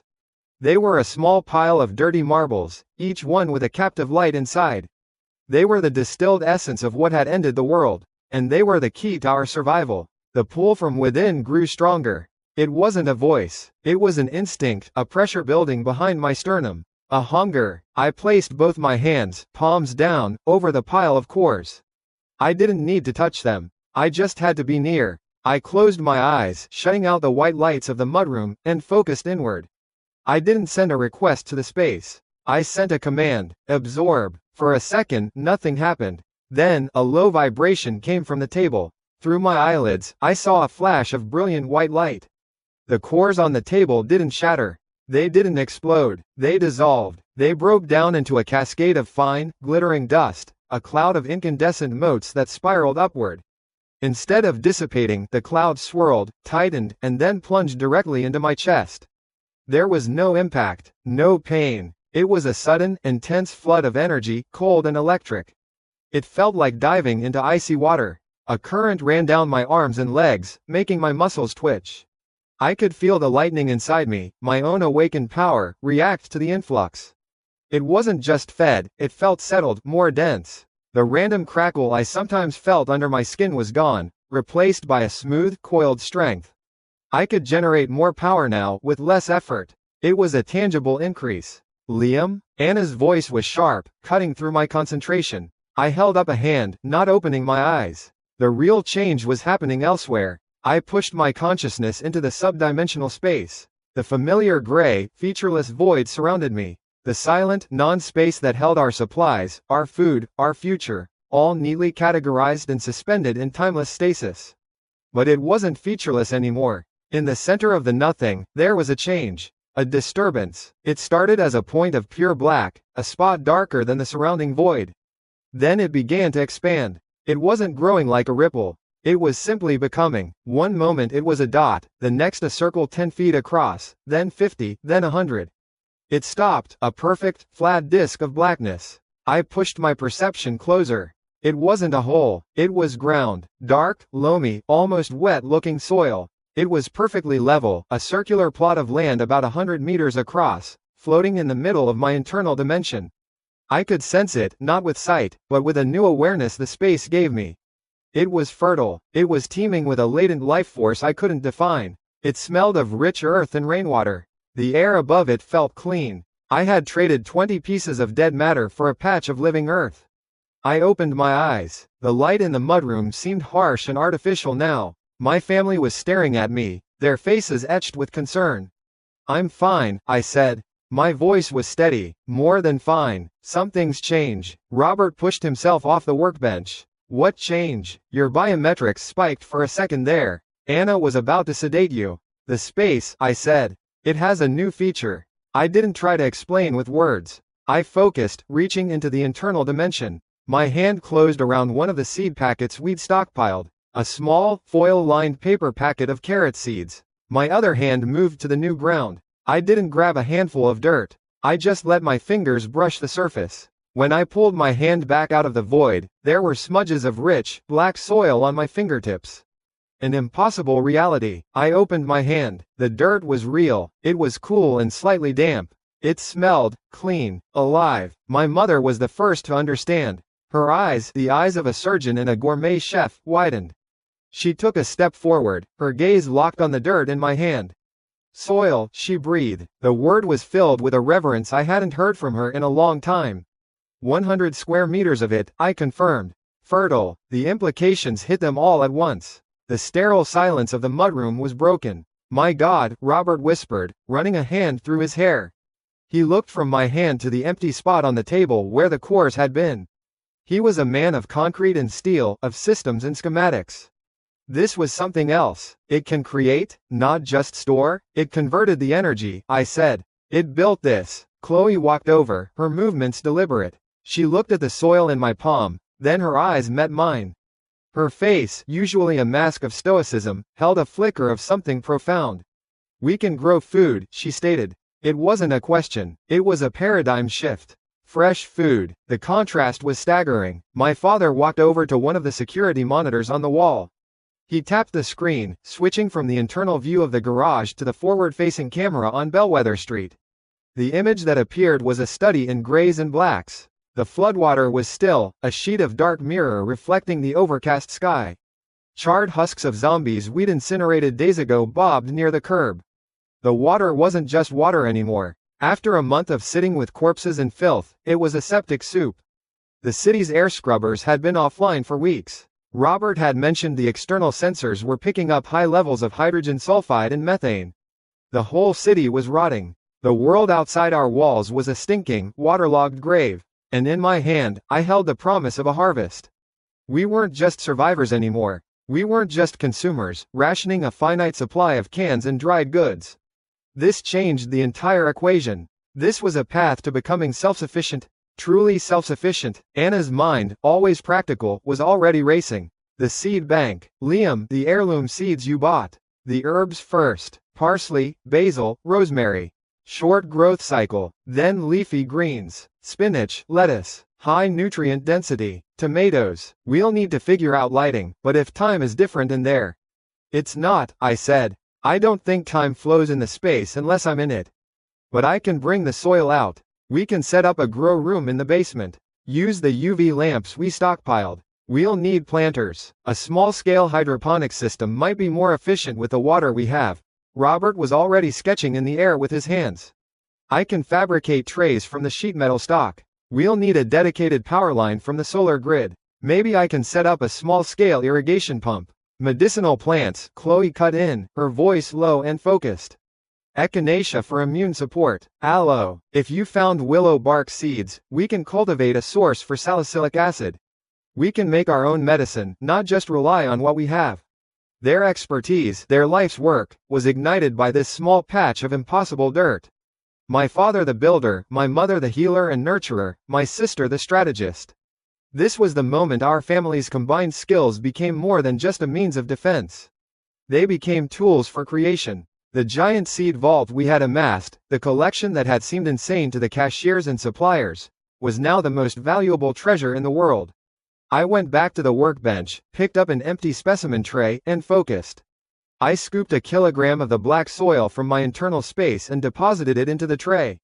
It was a strange sight, this mound of perfect earth appearing from nowhere, sitting on sterile steel. Anna took the tray. She handled it like it was a newborn child. She ran her fingers through it, feeling the texture. No pests, no contaminants. It's perfect. She looked at me. The carrot seeds. I held out the small foil packet. She took it, tore it open with a precise rip, and tapped a single, tiny seed into her palm. She held it between her thumb and forefinger. She walked over to the tray of soil, pushed her finger an inch into the dirt, and dropped the seed in. She covered it gently. It was a simple act, one that had been performed billions of times throughout human history. But here, now, in our concrete fortress surrounded by a dead world, it felt like a miracle. It was an act of defiance. A statement that we were not just holding out. We were planting roots. We stood there for a moment, the four of us, looking at a tray of dirt with a single seed buried inside it. Outside, the world was ending. Inside, we had just begun to build a new one. Chloe was the one who broke the spell. Her eyes drifted back to the security monitors. She scanned them out of habit, her gaze sweeping across the dozen different angles of our perimeter. The flooded street, the neighbors' rooftops, the waterlogged park at the end of the block. Her body stiffened. It was a subtle shift, one I wouldn't have noticed a few months ago. But now, I saw it instantly. The slight narrowing of her eyes. The way her head tilted, focusing on a single screen. What is it? I asked, moving to her side. She didn't answer. She just tapped the monitor, enlarging one of the feeds. It was a thermal imaging camera pointed east, down the main access road that led towards the highway. The landscape was a mess of cool blues and greens, the cold water, the cold houses. But on the edge of the screen, almost out of frame, was a small, bright orange shape. It wasn't the lumbering, uneven heat signature of a zombie. It was tight, compact, and moving with a steady, deliberate pace. It hugged the line of submerged cars, using them for cover. It was bipedal. As we watched, another orange shape appeared behind it. And then a third. They were a kilometer away, maybe more. But they were moving in our direction. Contacts, Chloe said, her voice flat, all business. Human. The orange shapes on the thermal feed resolved into men. 3 of them. Their movements were not the clumsy, dragging gait of the infected. They moved like predators. They used the husks of flooded cars for cover, their forms bright against the cool blue of the stagnant water, advancing steadily down Bellwether Street. Towards us. The air in the mudroom was thick with the scent of my mother's impossible soil. A smell of life. On the monitor, I watched the slow advance of death. 52 days, Robert said, his voice a low rumble. He wasn't looking at me. His eyes were fixed on the screen. 52 days, and this is the first time. It was a lie. This was the second. The first time was my uncle's family, banging on the gate, their faces contorted with greed and demand. We had watched them the same way, silent figures on a screen. We had left them outside. I did not know what happened to them after the water rose higher, and I had not spent a single moment thinking about it.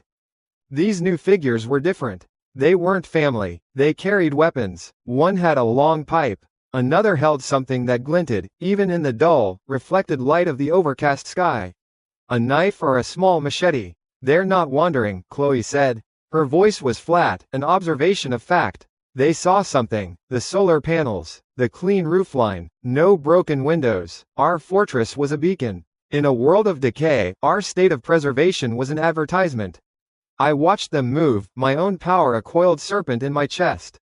The lightning felt denser since I'd absorbed the cores. It was a heavy, weighting thing. I could feel the charge in the air around my skin. More shapes appeared. 2 more, following the first 3. 5 in total. They gathered 100 yards out, behind a rusted-out delivery van. They huddled together, pointing. Their heat signatures bled into one another on the thermal display. One of them, bigger than the others, seemed to be giving orders. He gestured towards our house with wide, aggressive sweeps of his arm. We didn't speak. My father moved to a different monitor, cycling through high-resolution optical cameras. The image sharpened. We saw their faces. They were gaunt, but not from starvation. It was the hard, lean look of men who survived by taking. Tattoos crawled up their necks. Their eyes, even from this distance, scanned our home with a kind of hungry ownership. They broke from cover. They didn't run. They walked, spreading out in a loose formation, their strides confident. The man with the pipe tapped it against his palm. The sound did not carry, but the gesture was clear. This was an intimidation tactic. This was a shakedown. They stopped at the outer gate.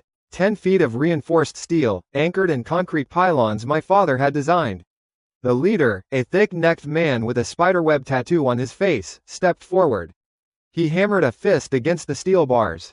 The sound was a dull, heavy clang that vibrated through the structure of the house. A parabolic microphone on the gatepost fed his voice into the comm system. It came out of a small speaker on the wall, scratchy and loud. "Hey, people inside, we know you're in there." His voice was a gravelly bark. "This block is under our protection now. The scrappers, you want to live, you pay the tax. We want food, 10 kilos of rice, and water, 20 bottles. You bring it out now, and we'll leave you alone for the week." My father snorted, a single, sharp sound of contempt. My mother's face was a mask of dislike. I looked at Chloe. Her eyes met mine. They held no fear, only a question. I gave a single, slow nod. She turned and walked out of the mudroom without a word. I heard the solid clack of a weapons locker opening, then closing. She wasn't getting a gun. She was putting on her gloves. I kept my eyes on the monitor. The leader, impatient, was kicking at the bottom of the gate. "Don't make us come in. We can get through this thing." He was lying. It would take a military-grade explosive to breach the gate. A small red light on the control panel next to me turned green. Chloe was in position at the main entrance, ready. My father stood beside me, his hand near a large red button that would electrify the entire perimeter fence. He didn't press it. This was not a job for passive defense. This was a message. I pressed the intercom button. Stand back from the gate. My voice, clear and amplified, startled them. They spun around, looking for speakers. The leader grinned, a brown-toothed expression of triumph. He thought he had won. He swaggered back a few steps. "That's more like it," he yelled. "Now open up," and I pressed the gate control. There was no sound of a rusty chain, only the low hum of a powerful electric motor. The heavy steel gate slid sideways into the wall, smooth and silent. It opened a 15-foot gap. An invitation. The 5 men hesitated for a second, surprised by the quiet efficiency. Then their greed took over. The leader took a step forward, a smirk on his face. Chloe moved. She was a black shape in the gray daylight. From my vantage point on the screen, it was a study in pure economy of motion. The man with the pipe was closest. He raised his weapon as she cleared the doorway. He was too slow. She didn't try to go around the pipe. She went inside its arc. Her left hand shot out and clamped onto his wrist. Her right hand chopped down on his elbow. I heard the sound through the open microphone. It was not a thud. It was a sharp, wet snap, like a thick branch breaking. The man's scream was high and reedy as he fell, clutching an arm that now bent in a new and impossible direction. A second man, holding a machete, lunged. Chloe pivoted on her heel. The machete sliced through the air where she had been. Her foot came up in a brutal sidekick. It connected with his knee. The crack was louder this time. The man went down hard, his leg folding beneath him. He didn't scream. He made a choking, gagging sound. 2 more charged her at once. They were smarter. They tried to flank her. She didn't retreat. She took 1 step forward, into them. Her hand, open-palmed, struck the throat of the man on her left. He staggered back, hands flying to his neck, his eyes wide with shock as he fought for air. The man on the right swung a fist. She ducked under it, her body flowing. Her shoulder drove into his stomach. The force lifted him off his feet. As he doubled over, her knee came up and met his face. The impact made a sound like a melon splitting. He dropped like a sack of rocks, blood pouring from his nose and mouth. It had taken less than 5 seconds. The leader, the spiderweb tattoo man, stood frozen. His bravado was gone. His face was a canvas of terror. He had come here to bully farmers. He had found a wolf. He fumbled at his belt, pulling a small, rusty pistol. He never got to aim it. Chloe crossed the 10 feet between them in 2 strides. Her hand shot out and twisted the gun from his grasp. The metal clattered on the concrete driveway. Her other hand seized the front of his jacket, pulling him forward. She headbutted him once. A single, solid, final sound. His eyes rolled back in his head and his body went limp. She held him up by his jacket for a moment before letting him fall in a heap with the others. Silence. The only sounds were the pained groans of the man with the broken elbow and the gurgling of the man with the crushed windpipe. I walked out of the house. The reek of the dead world hit me first. The smell of rot and chemical sludge that had become the air's new perfume. The contrast with our filtered atmosphere was stark. I walked past Chloe, who was already scanning the street, her work done. I stopped in front of the leader. He was stirring, moaning. I nudged him with the toe of my boot. He looked up, his eyes unfocused. Then he saw me. "Who? What are you?" he stammered, spitting out a bloody tooth. I didn't answer. I held up my right hand. I let the power gather. It didn't need much. A small sphere of blue lightning crackled to life in my palm, no bigger than a marble. It hissed, and the air around it grew warm, smelling of ozone. The man's eyes widened. He stared at the ball of light, his mind unable to process what he was seeing. I crouched down. I pressed the sphere of lightning against his thigh. His body arched off the ground in a violent spasm. A raw, choked scream was torn from his lungs. His limbs flailed uncontrollably. The smell of burned cloth and cooked meat filled the air. I held it there for 3 seconds, then pulled my hand away. He collapsed, twitching, smoke rising from his leg. "I'm going to ask you some questions," I said. My voice was calm. "You're going to answer them." He sobbed, a mess of blood and tears and snot. "Anything. I'll tell you anything. How many in your group?" 12, he gasped. "Just 12 of us. The rest are back at the cannery." "Where is the cannery?" "East side, near the docks." "Please, no more." I looked at the others. The man with the broken knee was trying to crawl away. Chloe took a step and put her boot on his good hand, pinning it to the ground. He froze. I looked back at the leader. "Do you have a camp? Supplies?" He nodded frantically. The office. We have some cans. Some water. It's not much. We took it from others. Tell me about the trade post. His eyes flickered. How did you know? I let a small arc of electricity jump from my fingertip to his chest.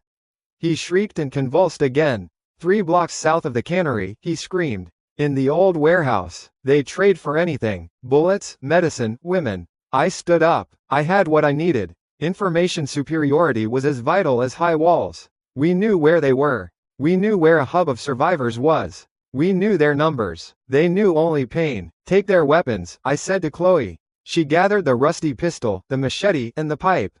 She found 2 more crude knives on the others. It was scrap metal, but it was better in our hands than theirs. Their supplies, I added. Chloe went through their pockets and a small, dirty backpack one of them carried. The haul was pathetic. 3 dented cans of beans, a half-eaten bag of stale chips, and a single, grime-covered bottle of water. This was what they were willing to kill for.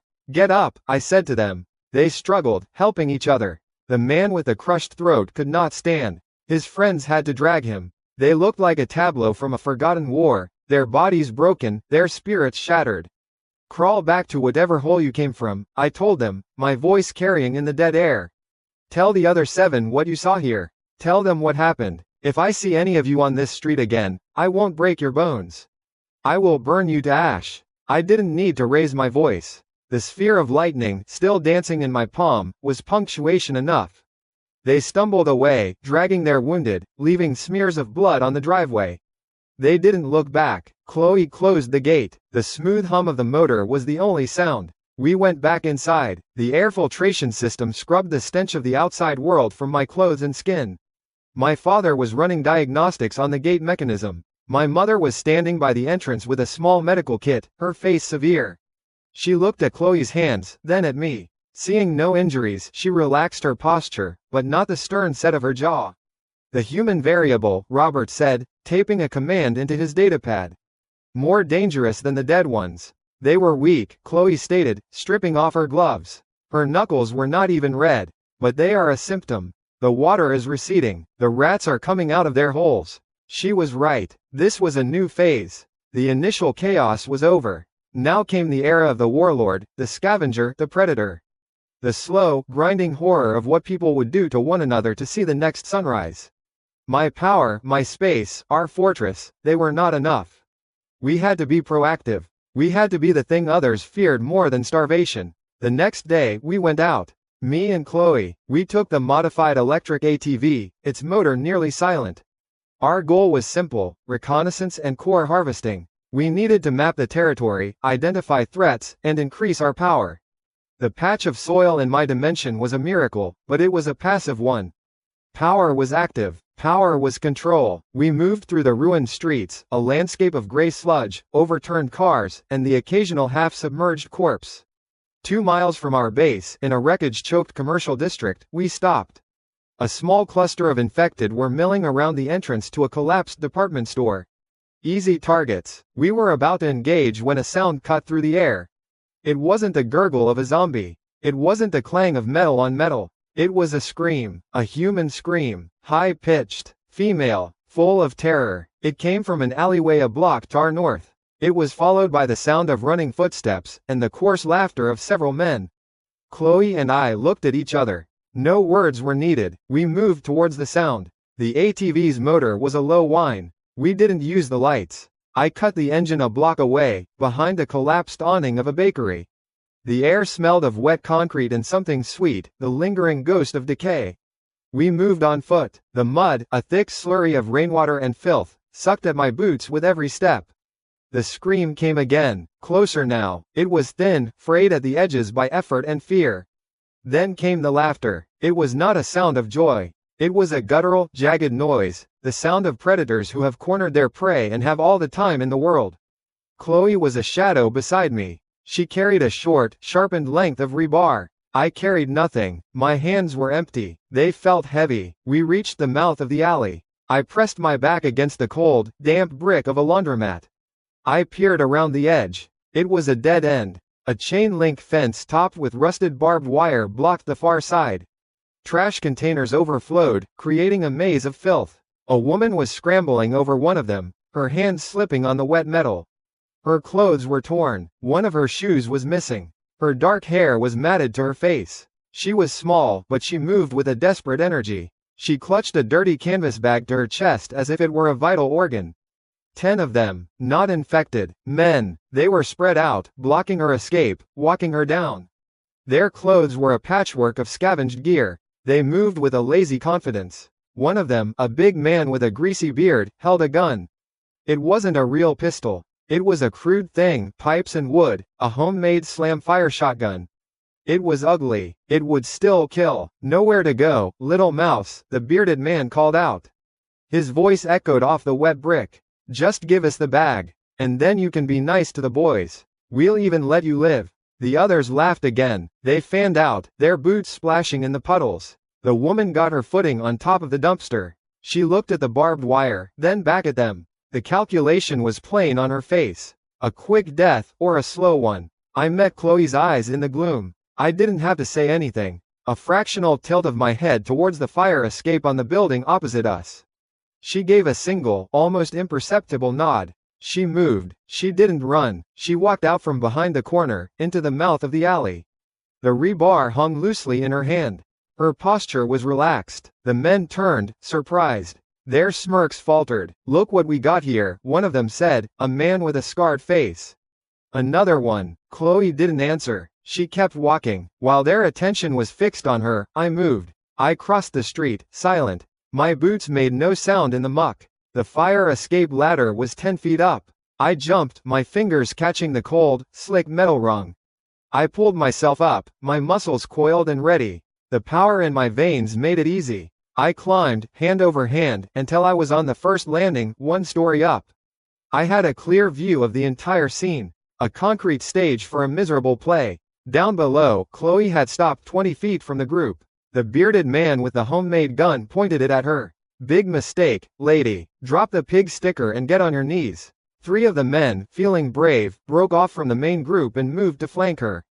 One carried a tire iron. Another had a long, heavy chain wrapped around his fist.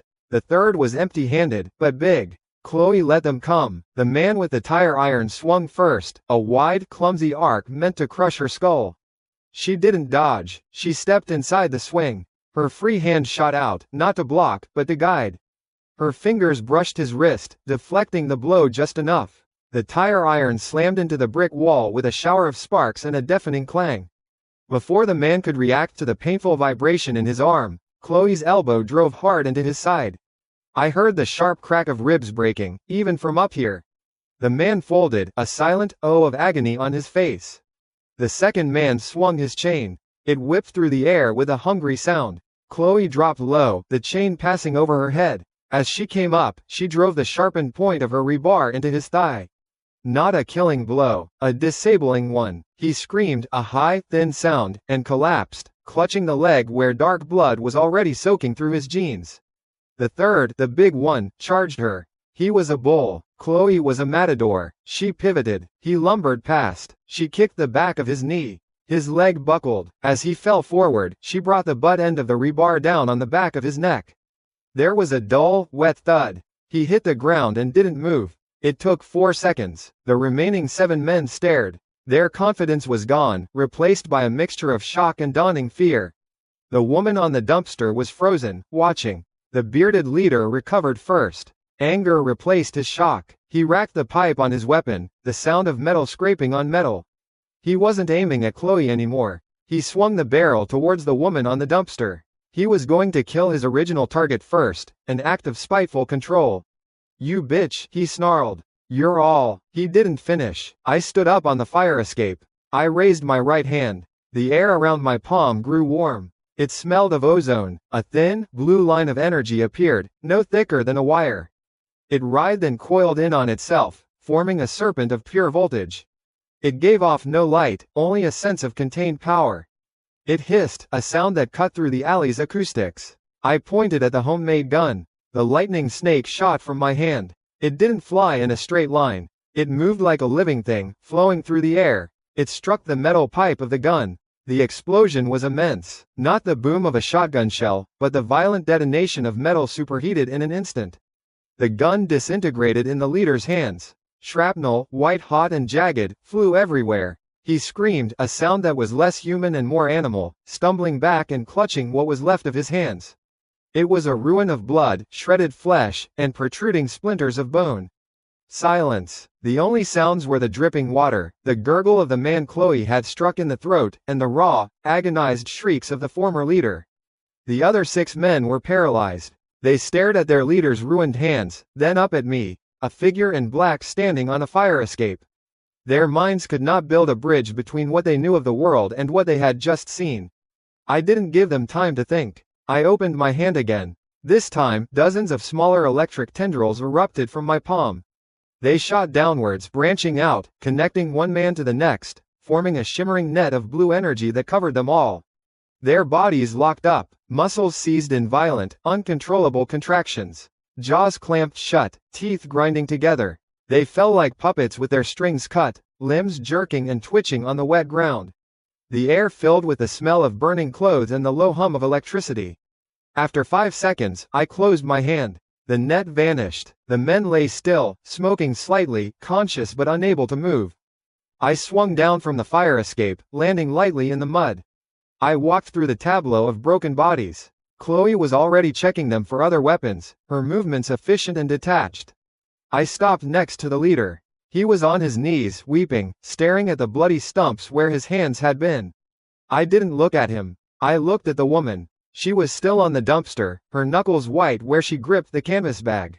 Her face was pale, her eyes were wide, fixed on me. The terror was still there, but now it was mixed with something else. Awe, disbelief. She was looking at me like I wasn't human. She was right. I walked over to the twitching men. Chloe had already collected an assortment of crude knives and a rusty hatchet. Pathetic. I stopped at the first man, the one with the scarred face. He stared up at me, his eyes pleading. Please, he managed to whisper. I placed the toe of my boot on his forehead. I let a small, focused current flow down my leg. His body went rigid for a second, a final, violent spasm. Then he went slack. His eyes were open, but they saw nothing. One down. I moved to the next. And the next. It was pest control, efficient, necessary. When I was done, a profound quiet settled over the alley. Only the leader was left alive. He had stopped screaming. Now he just made a low, keening sound. I walked back to the woman on the dumpster. You can come down now, I said. My voice sounded flat in the narrow space. She slid down, her legs unsteady when she hit the ground. She still clutched her bag. She didn't look at the bodies. She only looked at me. What are you? She asked. Her voice was a fragile whisper. I'm the one who didn't let them have you, I replied.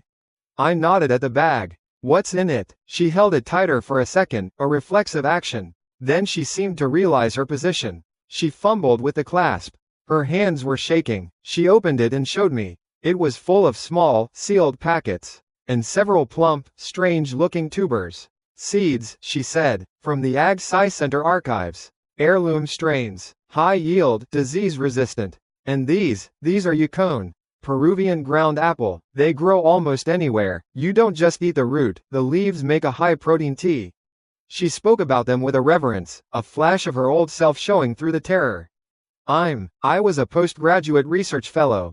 Plant science. I looked from the packets of seeds to her face. My mind worked with cold, fast logic. We had water, defense, power.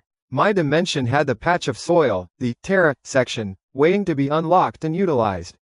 But knowledge was the catalyst. Specialized knowledge. I had been planning a raid on that very Ag Sci Center, a high-risk gamble. And she had just walked out of it, carrying its heart in a bag. We heard rumors, she said, her eyes still scanning me, trying to understand. At the trade post, about people like you, they call you the evolved. People who can do things. The trade post told them where to find you. I asked. She nodded, a bitter look on her face. I traded a small bag of medicinal herbs for some antibiotics. They must have followed me from there. Figures. A hub for survivors was also a hub for predators. A convenient hunting ground. I looked at Chloe. She had finished her work. She stood by the alley's entrance, a sentinel. I looked back at the woman. Tessa, to Man V, whatever her name was, I knew her function now. She was an asset, a living, breathing piece of high-value equipment. Too valuable to leave behind. too useful to let wander off. You have two choices, I said, my tone leaving no room for negotiation. You can take your chances out here alone, or you can come with us. We have a place. It's safe. You'll have food, water, and you won't have to worry about men like these. Her eyes searched mine, looking for the catch. What do you want in return? You'll work, I said simply. You'll take what's in that bag, and you'll make it grow for us. Relief and suspicion fought on her face. Relief won. Anything was better than this. She gave a jerky nod. Okay, yes, okay, let's go, I said, turning my back on her before she could change her mind. I walked past the leader. He was a piece of trash to be disposed of. His continued existence was a loose end. I paused, gathered a flicker of power in my hand, and ended it. We walked out of the alley, leaving the 9 bodies behind for the sludge and the rats. Chloe fell into step beside me. The woman, our new botanist, trailed a few feet behind us, a ghost haunted by her own rescue. As we reached the ATV, she looked at the silent, clean machine, then at me and Chloe. She had been saved from one kind of monster by another. The hope in her eyes was fragile, laced with a new kind of fear. She had no idea what she was about to see. She thought she was being led to a secure room, a fortified basement. She couldn't possibly imagine the paradise we had built in the middle of hell. And the question hung in the air, unasked but potent. Could a person saved by such brutality ever truly be trusted?